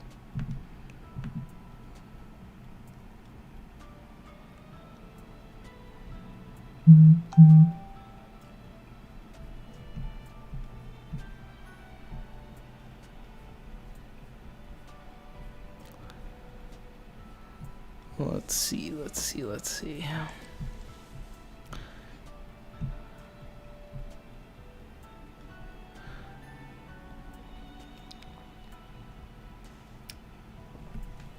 Yori said, "Where are you going?" The sky. That's an underrated moment for sure, and another one, and one of my favorite Luffy moments. You know, I mean, I love Luffy versus Bellamy, but you know, as far as the underrated aspect of that is the question afterwards. You know, and he just says, "Sora." That's a good one. Oh, no, my absolute favorite underrated Luffy moment is when he stops Wapol from shooting Heroic's flag. That's it. That's it. All the other ones that I said are secondary and below to that. That's my favorite underrated Luffy moment. When he's standing up there, he still is Nami's. You know, I mean,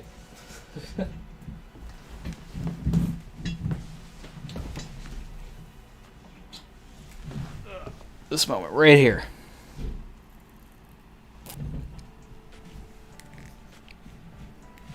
Love that. Because it ties into the conversation that Hirlik has with Chopper about putting conviction behind one's flag. And of course, you know, that's the reason why I named my production company Conviction. That's why the flag says Conviction at the beginning of the videos. All of that. So, yes, that's my top moment.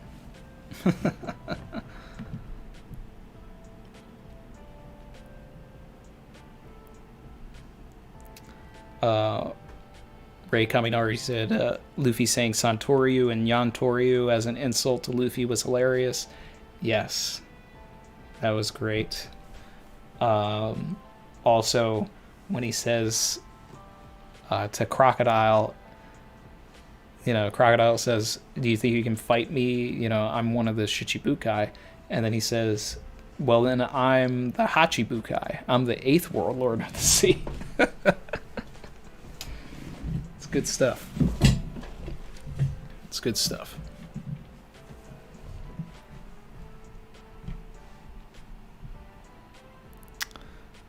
Ominous Chris, thank you for the super chat. Savage.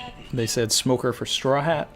I know that Mr. Morge has, you know, that whole thing. I mean, that's not really what this stream is about. But I don't think that Smoker is going to become a Straw Hat.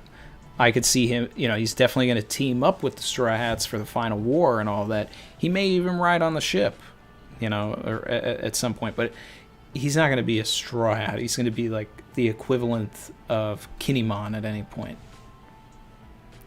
Whereas, like, you know, Vivi is a Straw Hat, but Kinemon is not a Straw Hat. That's the most I could see Smoker getting in the series.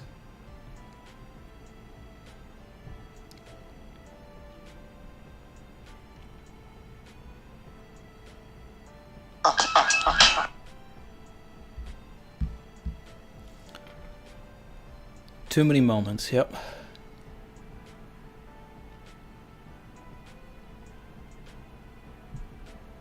Let's see.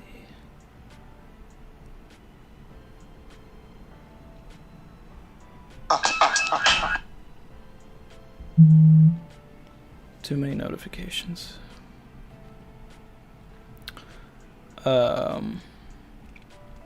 Luffy getting Rebecca to see Kuros again. I'd call that underrated.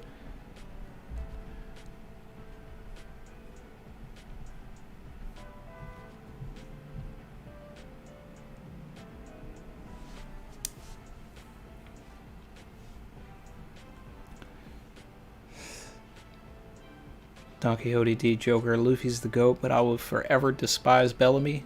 Nah, bro. I mean, you get points for calling Vivi a GOAT, but you're losing some points for saying that, man. You gotta understand that Bellamy is, like, one of the best written characters in the series. So, yeah. That character growth. Chef's kiss.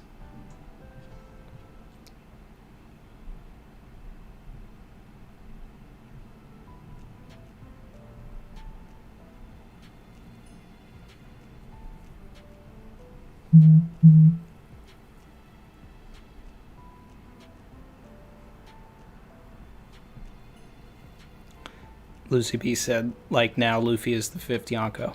Yeah, I've talked about that before because I recently talked about the Hachibukai moment in reference to the fact that Luffy is now the Goko, really, instead of Yonko.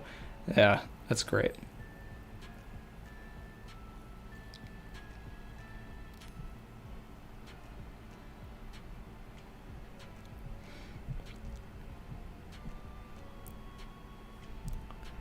Let's see.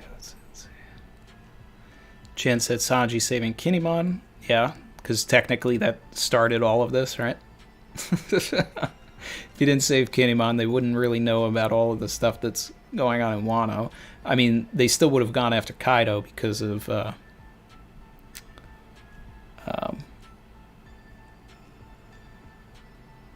law, but they wouldn't have had the impetus with Momo and Kinemon.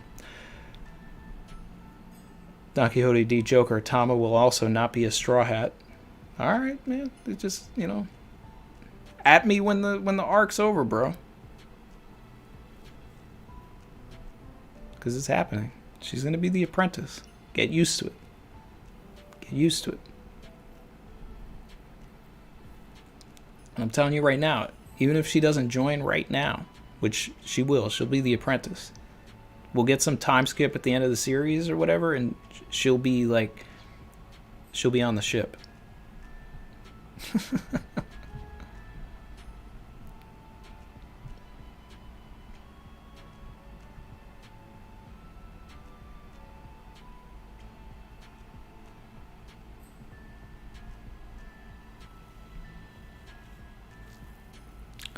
Nerd Culture. Did I read the Ace manga? I read the first chapter of it. I know the second chapter came out. I don't know if any more came out.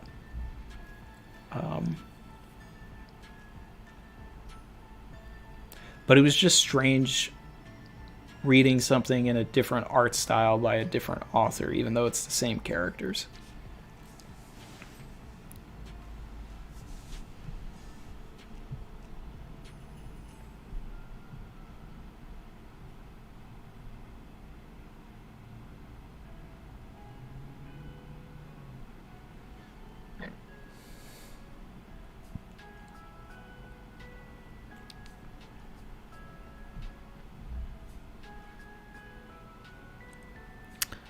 Bill said, "Hey Randy, just dropping in to wish you a good stream and a great day."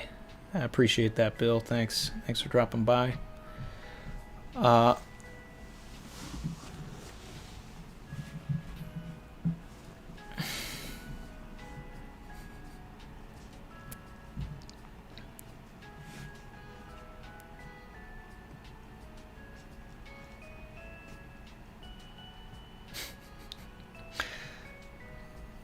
All right, yeah. But when it does happen, you better show up too. Nerd Culture, waiting for Wandy to drop another one when Tama joins. Oh yeah, I'm gonna have the whole I'm gonna have a marathon. There's gonna be so many clips of me saying that it's gonna happen that it might have to be its own separate video because it would be a 5-minute intro. Aaron said Randy's underrated. Appreciate that.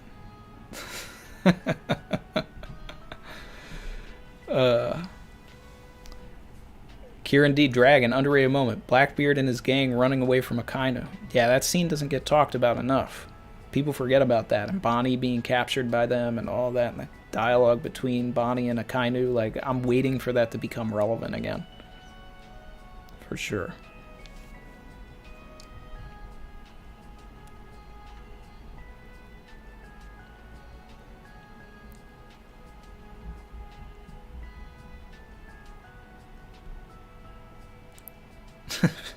TJBJ 32 said 5 minutes, more like 15 minutes. The whole video will just be all of that.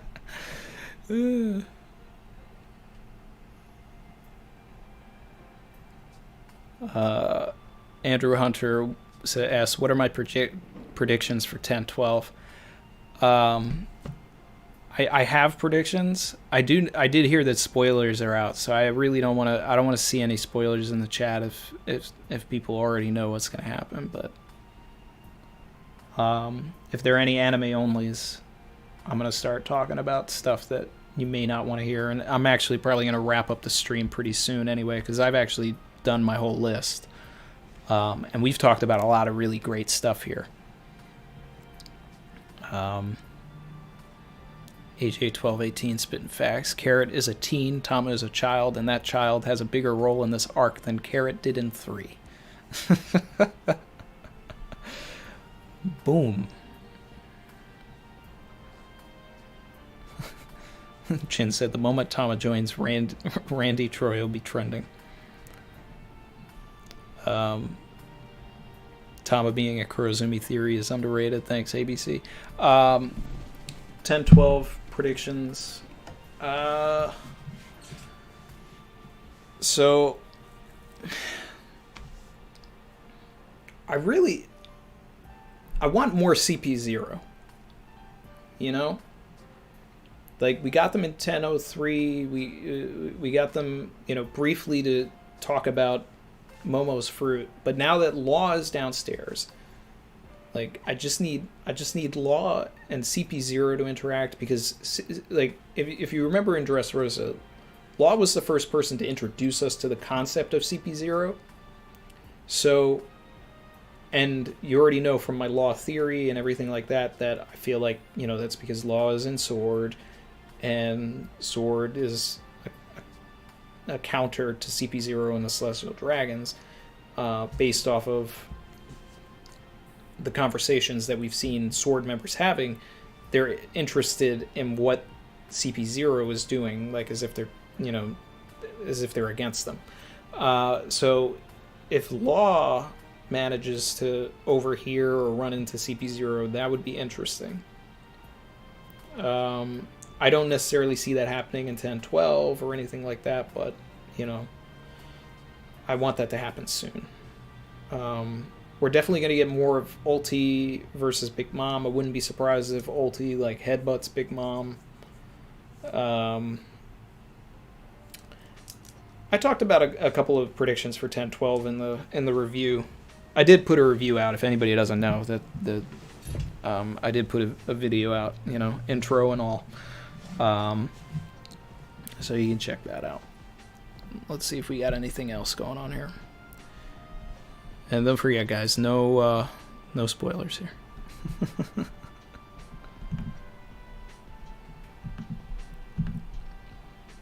All right.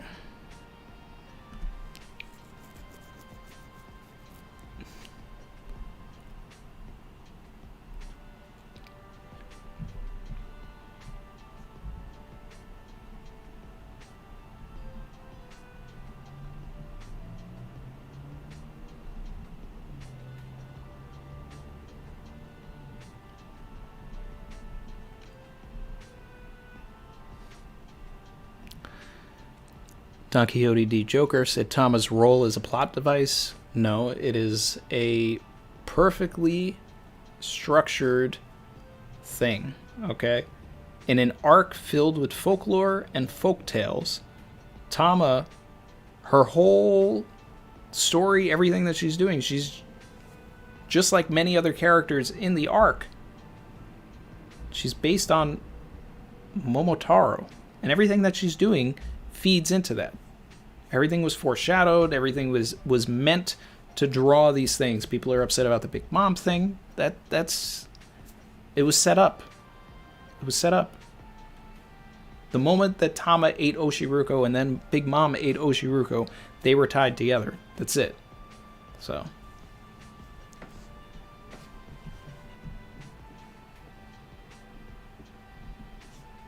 Reese said, Randy, in December you should do a video called 2021 A Year of W's in Review, in which you go through all of your W's.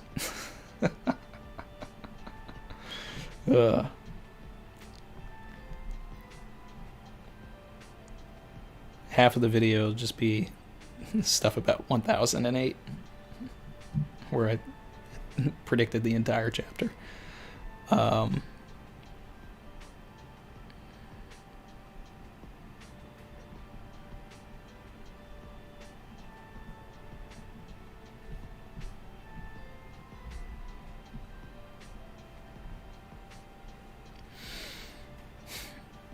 Uh, Pedro versus Tamago is also an underrated thing. Didn't really talk about Pedro much, but he's underrated.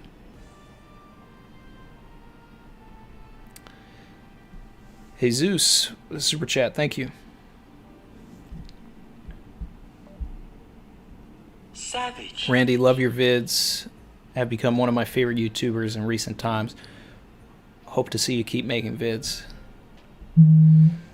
Thanks, Jesus. Yeah, that's the plan.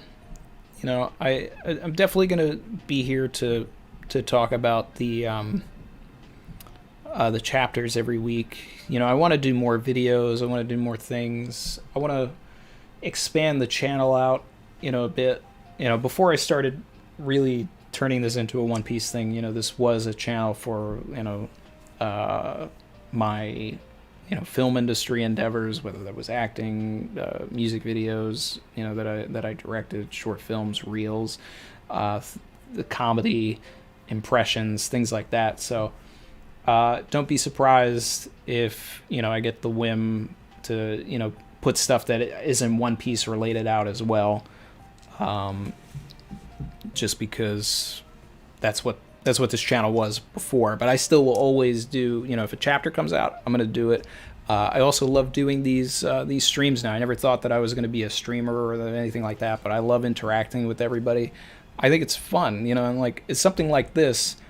You know, I don't know how much, you know, what the mileage is on, you know, chats like this that, you know, have the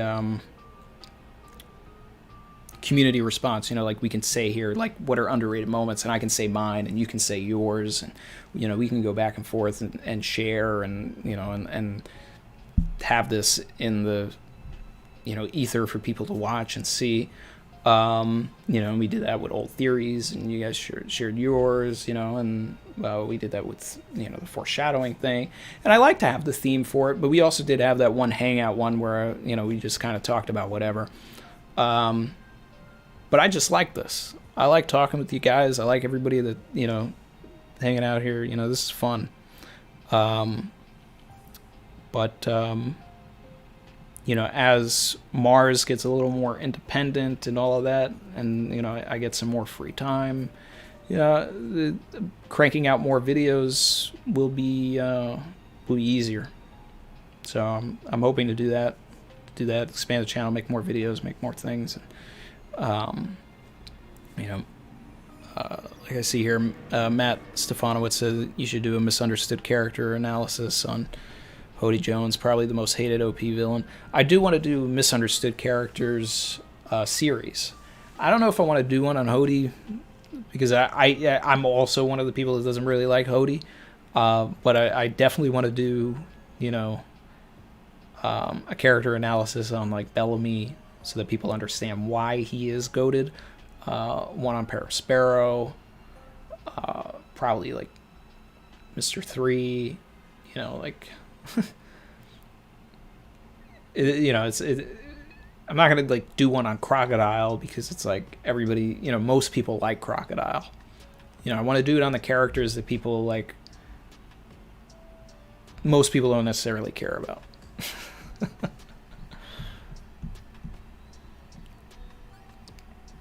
There's not much to misunderstand with Hody or like Wapple.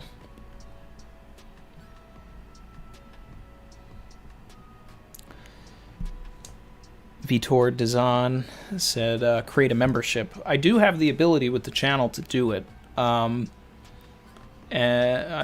some people have asked about it. And I think it would be cool, since we do a lot of streams, because you can get emojis and stuff. And so I kind of want to do that. But it's just weird the way YouTube sets it up, because it's like you have to, it has like this drop down menu, and you have to make these promises of like, you know, this is stuff that, you know, like you know, you want to give your members like videos early and stuff like that. And a lot of it is just like commitments that I'm not necessarily like ready for yet with Mars, you know. So it's like, I don't want to put the membership out and then have YouTube create these promises for me that I can't necessarily live up to. So that's why I haven't opened the channel up for a membership. I wish it was like a thing where I could just put it up, set up the emojis and all this stuff or whatever, and not have it make me choose things. But I don't know. It's weird. But they also just let me make merch, and I'm just waiting for some free time. I've been working on some ideas for different things.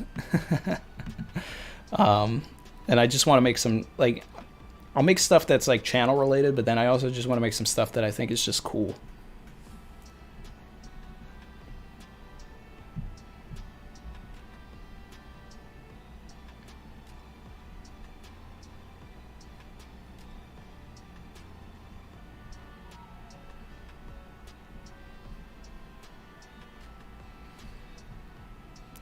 Tom said, "How is Mars?" He's great. He's 4 months old yesterday.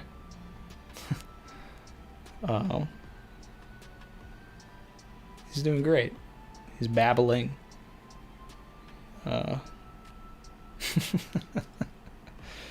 He's got an infectious smile. I love it.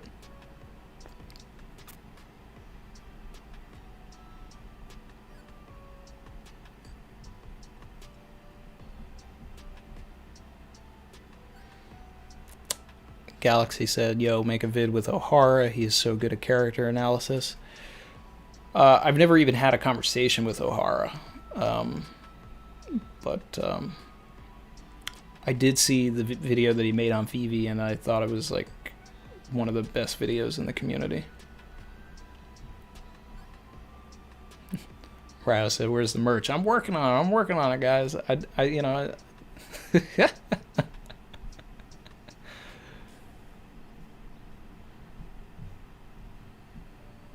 I don't know. I'll try and get some stuff out by like the next stream or something. You know, like I'll put some stuff out, and then like, you know, I'll try and make it a thing. Like every once in a while, I'll put like a, you know, some sort of new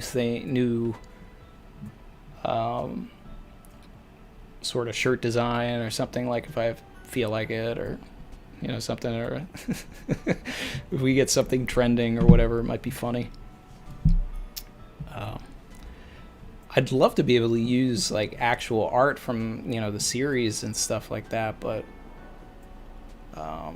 you know, I'm not trying to get copyrights.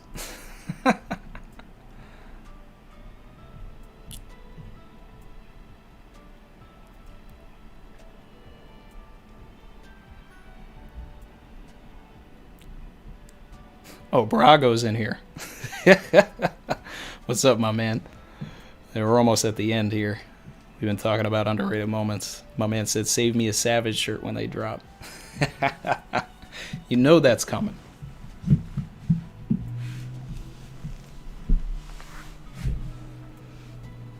That's definitely coming. Brago, you still in here, man? What's your favorite underrated moment from the series?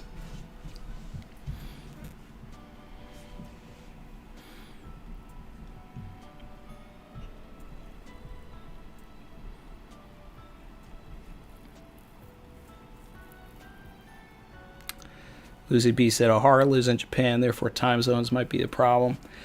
Not necessarily, not now, because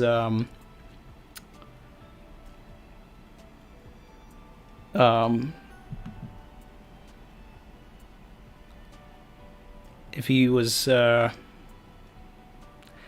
mean, I guess it could be a problem depending on him. I don't know. I'm up pretty early now with Mars. I used to be like a super night owl, like go to bed at 5 in the morning. I can't do that anymore. I'm like going to bed at like 9 p.m. I've never done that in my life. But and then I'm waking up at 5 in the morning. So it would be like, but 5 in the morning would be like 5 p.m. or 6 p.m. in Japan. Brago said, favorite underrated would probably be Luffy carrying Nami in Drum Island. That's a great moment. Yeah, we talked about that.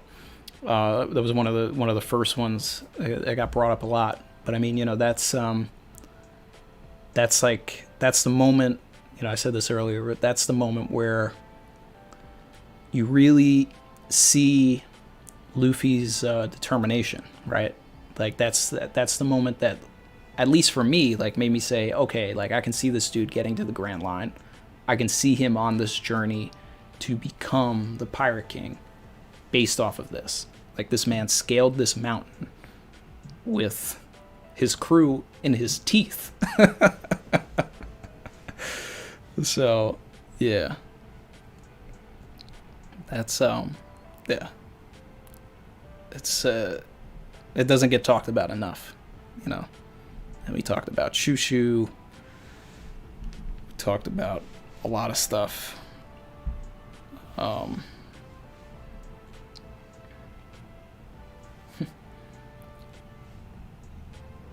see, some of my other tops that we talked about just to round everything off. Mr. 3 countering Magellan washing the Blackbeard pirates. Anel restarting his heart after Wiper killed him. Vivi cutting off Crocodile's face, cutting off Crocodile's head.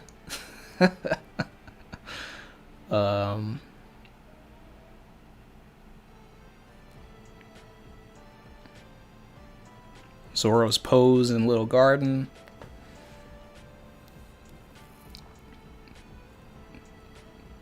Kyros in general as a character. Like, name anything Kyros and it's underrated. The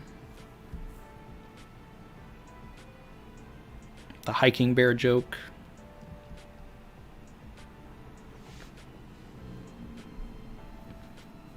One of the ones I liked that was brought up was Cavendish's dialogue to Law in the sunflower field about how if Law is going to die, then Cavendish is going first. So much stuff. Yeah.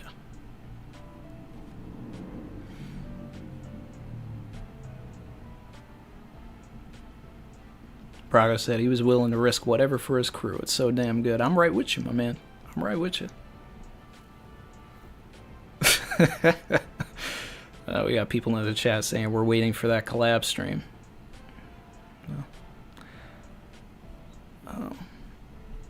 Let's see what else everybody's saying in here.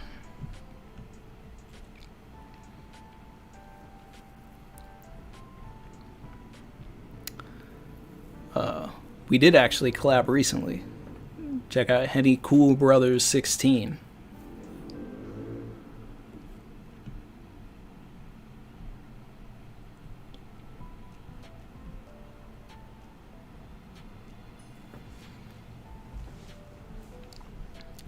Brago said those are some really good ones. Yeah, we talked about a lot, man. I mean, we're at 2 hours, 12 minutes right now. Oh, you heard it here first, guys. Brago D Ace. Collab stream definitely will be happening soon. My man.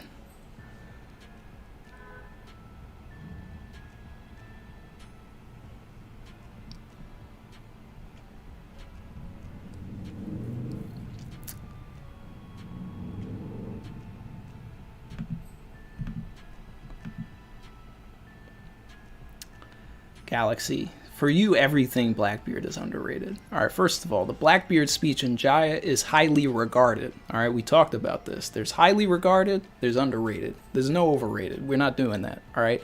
The Blackbeard speech in Jaya is highly regarded. People talk about it all the time. They talk about how Oda didn't even draw the background. He just left it all white. Just to set it in motion that this should be known. I remember I had a game for the GameCube.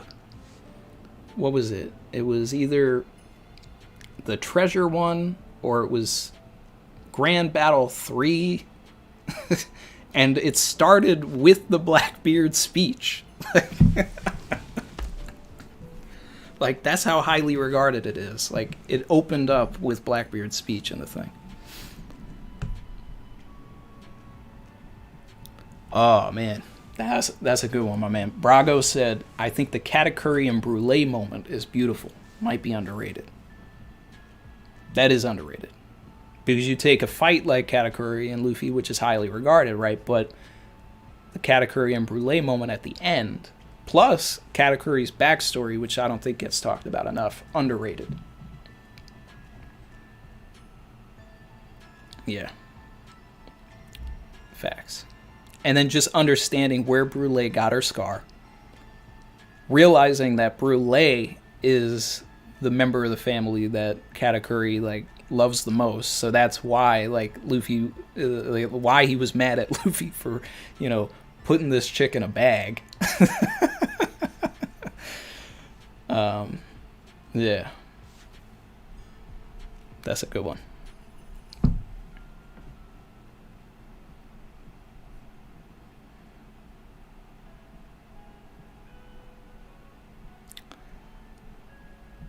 Let's see.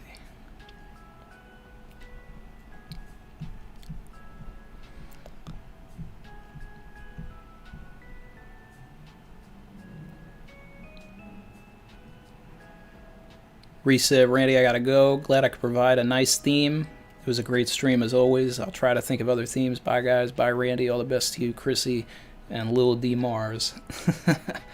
Yeah, appreciate it, Reese. This was a great idea for a stream. I've had a lot of fun putting my list together, hearing everybody else's list.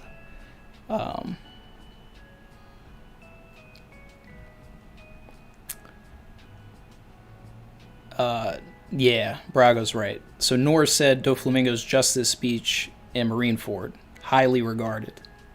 That's like, if you play any like One Piece video games also, right? Like that's the scene that they, like you were talking Pirate Warriors, we're talking what was that one for the Xbox? Blood, Burning Blood. Like they didn't like animate anything from Marineford, but they made sure to animate like Dofi's speech. Like that is that's up there with When Does a Man Die as far as like quoted things. Like you go into a forum and if you expect to see a quote in someone's signature, like it's gonna be When Does a Man Die, it's gonna be that speech from Dofi. Like that's a top 5 speech in the series, top 3 probably.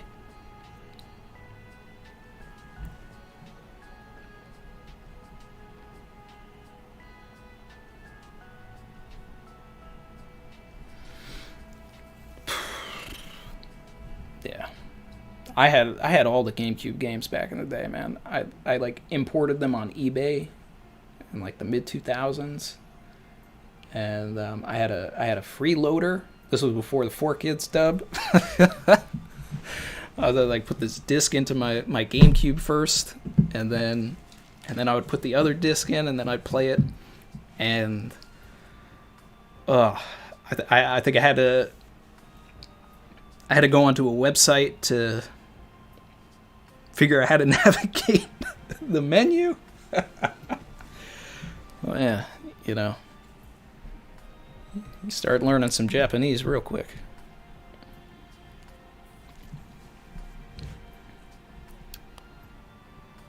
Brago said there's a moment in Thriller Bark between Kuma and Moria that has some riveting dialogue. I remember the panel. Both of them side by side. Yeah. Man. That's a good underrated moment too. Just Kuma and Moria meeting up, having their conversation about the state of the world. They're talking about, what's happening now that Blackbeard's joining up. Because Kuma was obviously at Marineford for that meeting in episode 151. And then that Blackbeard was now taking Crocodile's spot. Yeah, that's great.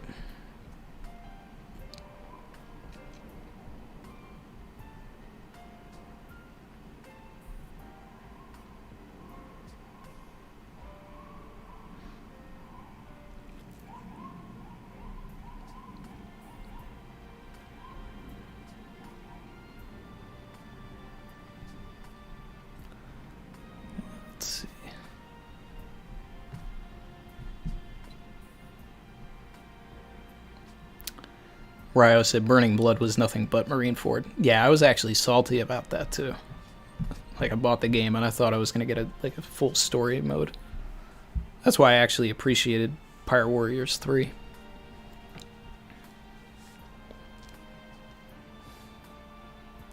See, I never had the 4Kids versions of the games. You know, Ryo's talking about how they called Ace Trace and all this other stuff. Like, I couldn't do it. I couldn't do it. I already knew what the real, you know, what it was really. So I was like, I can't do this. But yeah, let's see.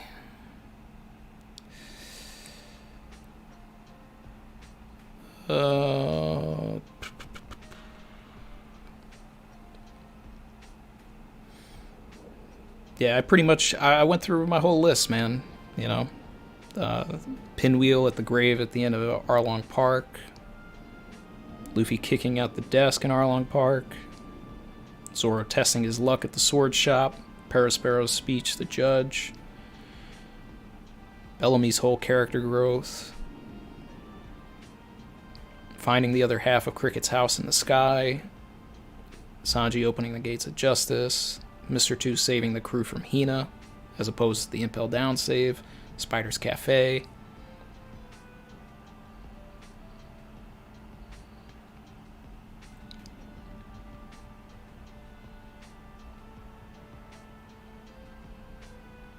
Oh, big one. This was on my list. I actually missed it.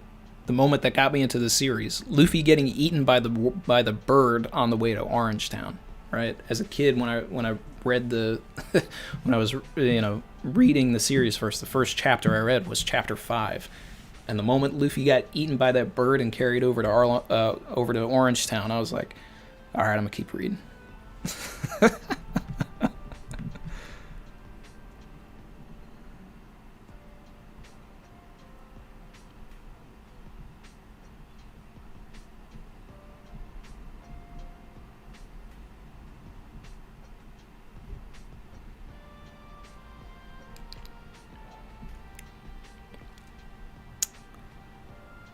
So let's see.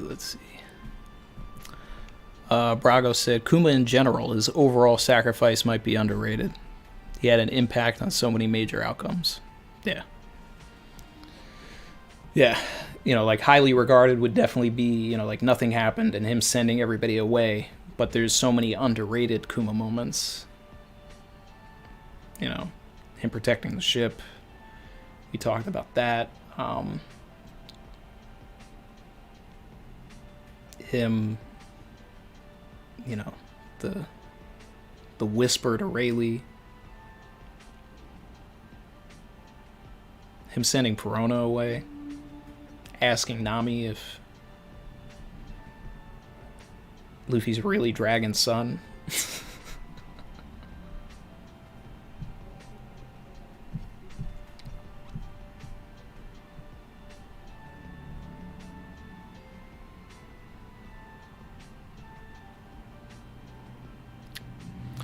Refined said, guys, has Randy seen the new Viewer card info? So I haven't seen all of it. I know that some of it is out. Have there been like accurate translations? Like, people have tagged me in the Tama stuff, because obviously I got my Tama theory and all of that. So I know, you know, Tama got the Kibi Kibi no Mi, that her birthday is a day after Sanji's and all that. But don't say gotta go. Really enjoyed the stream. Have a good day. Thanks, you too.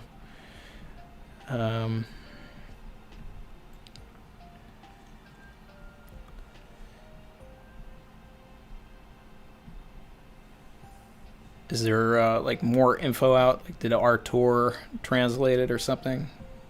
Because I was gonna end the stream, but I mean, I guess like I could read some of that stuff and go over it.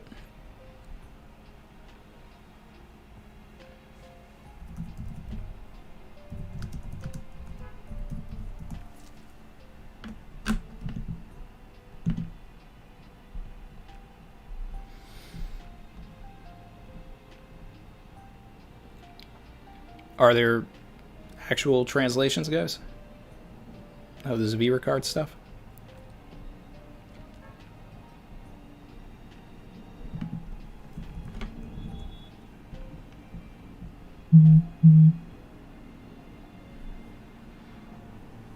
Yeah, so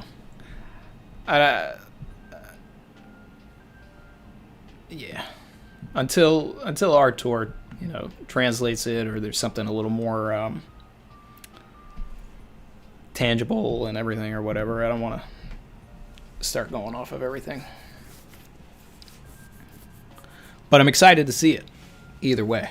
Like, I've seen little bits and stuff. Like, it was revealed that Toko is not actually Tonoyasu's dad. I read that was kind of nuts, that Toko's family actually died and Tonoyasu just took her in. That's wild to me.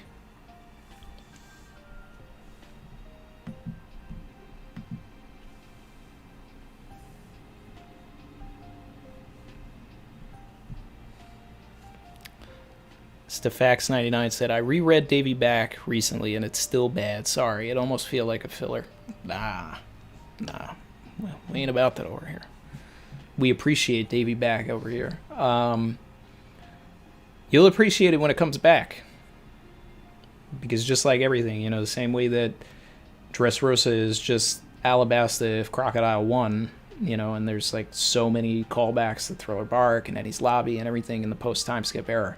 There's going to be a serious Davy Back fight at some point.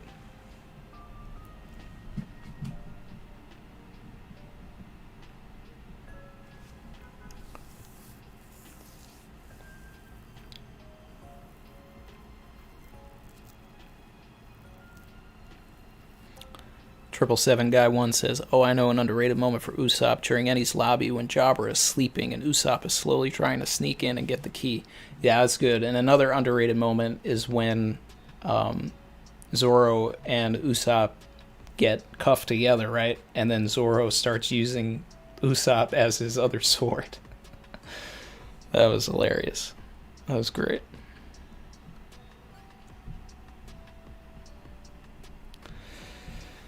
Ugh. All right, guys. I think that's gonna do it for me. But this was a lot of fun. I love the community engagement. It's a lot of fun. We had a good cameo from my man Brago.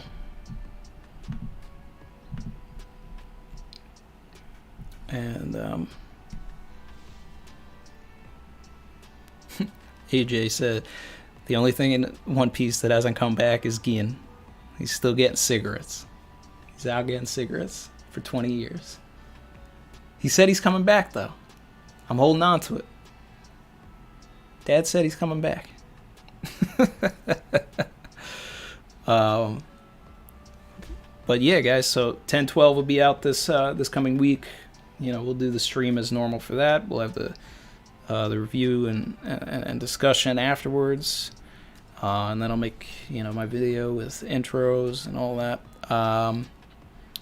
But as always, this was fun. The next time we have a break week stream, we'll try and come up with another theme. If we can't, we'll still try and hang out, and this is just fun. This is fun. Look at how many people come together and we just sit around and talk about this series. I still can't get enough of it.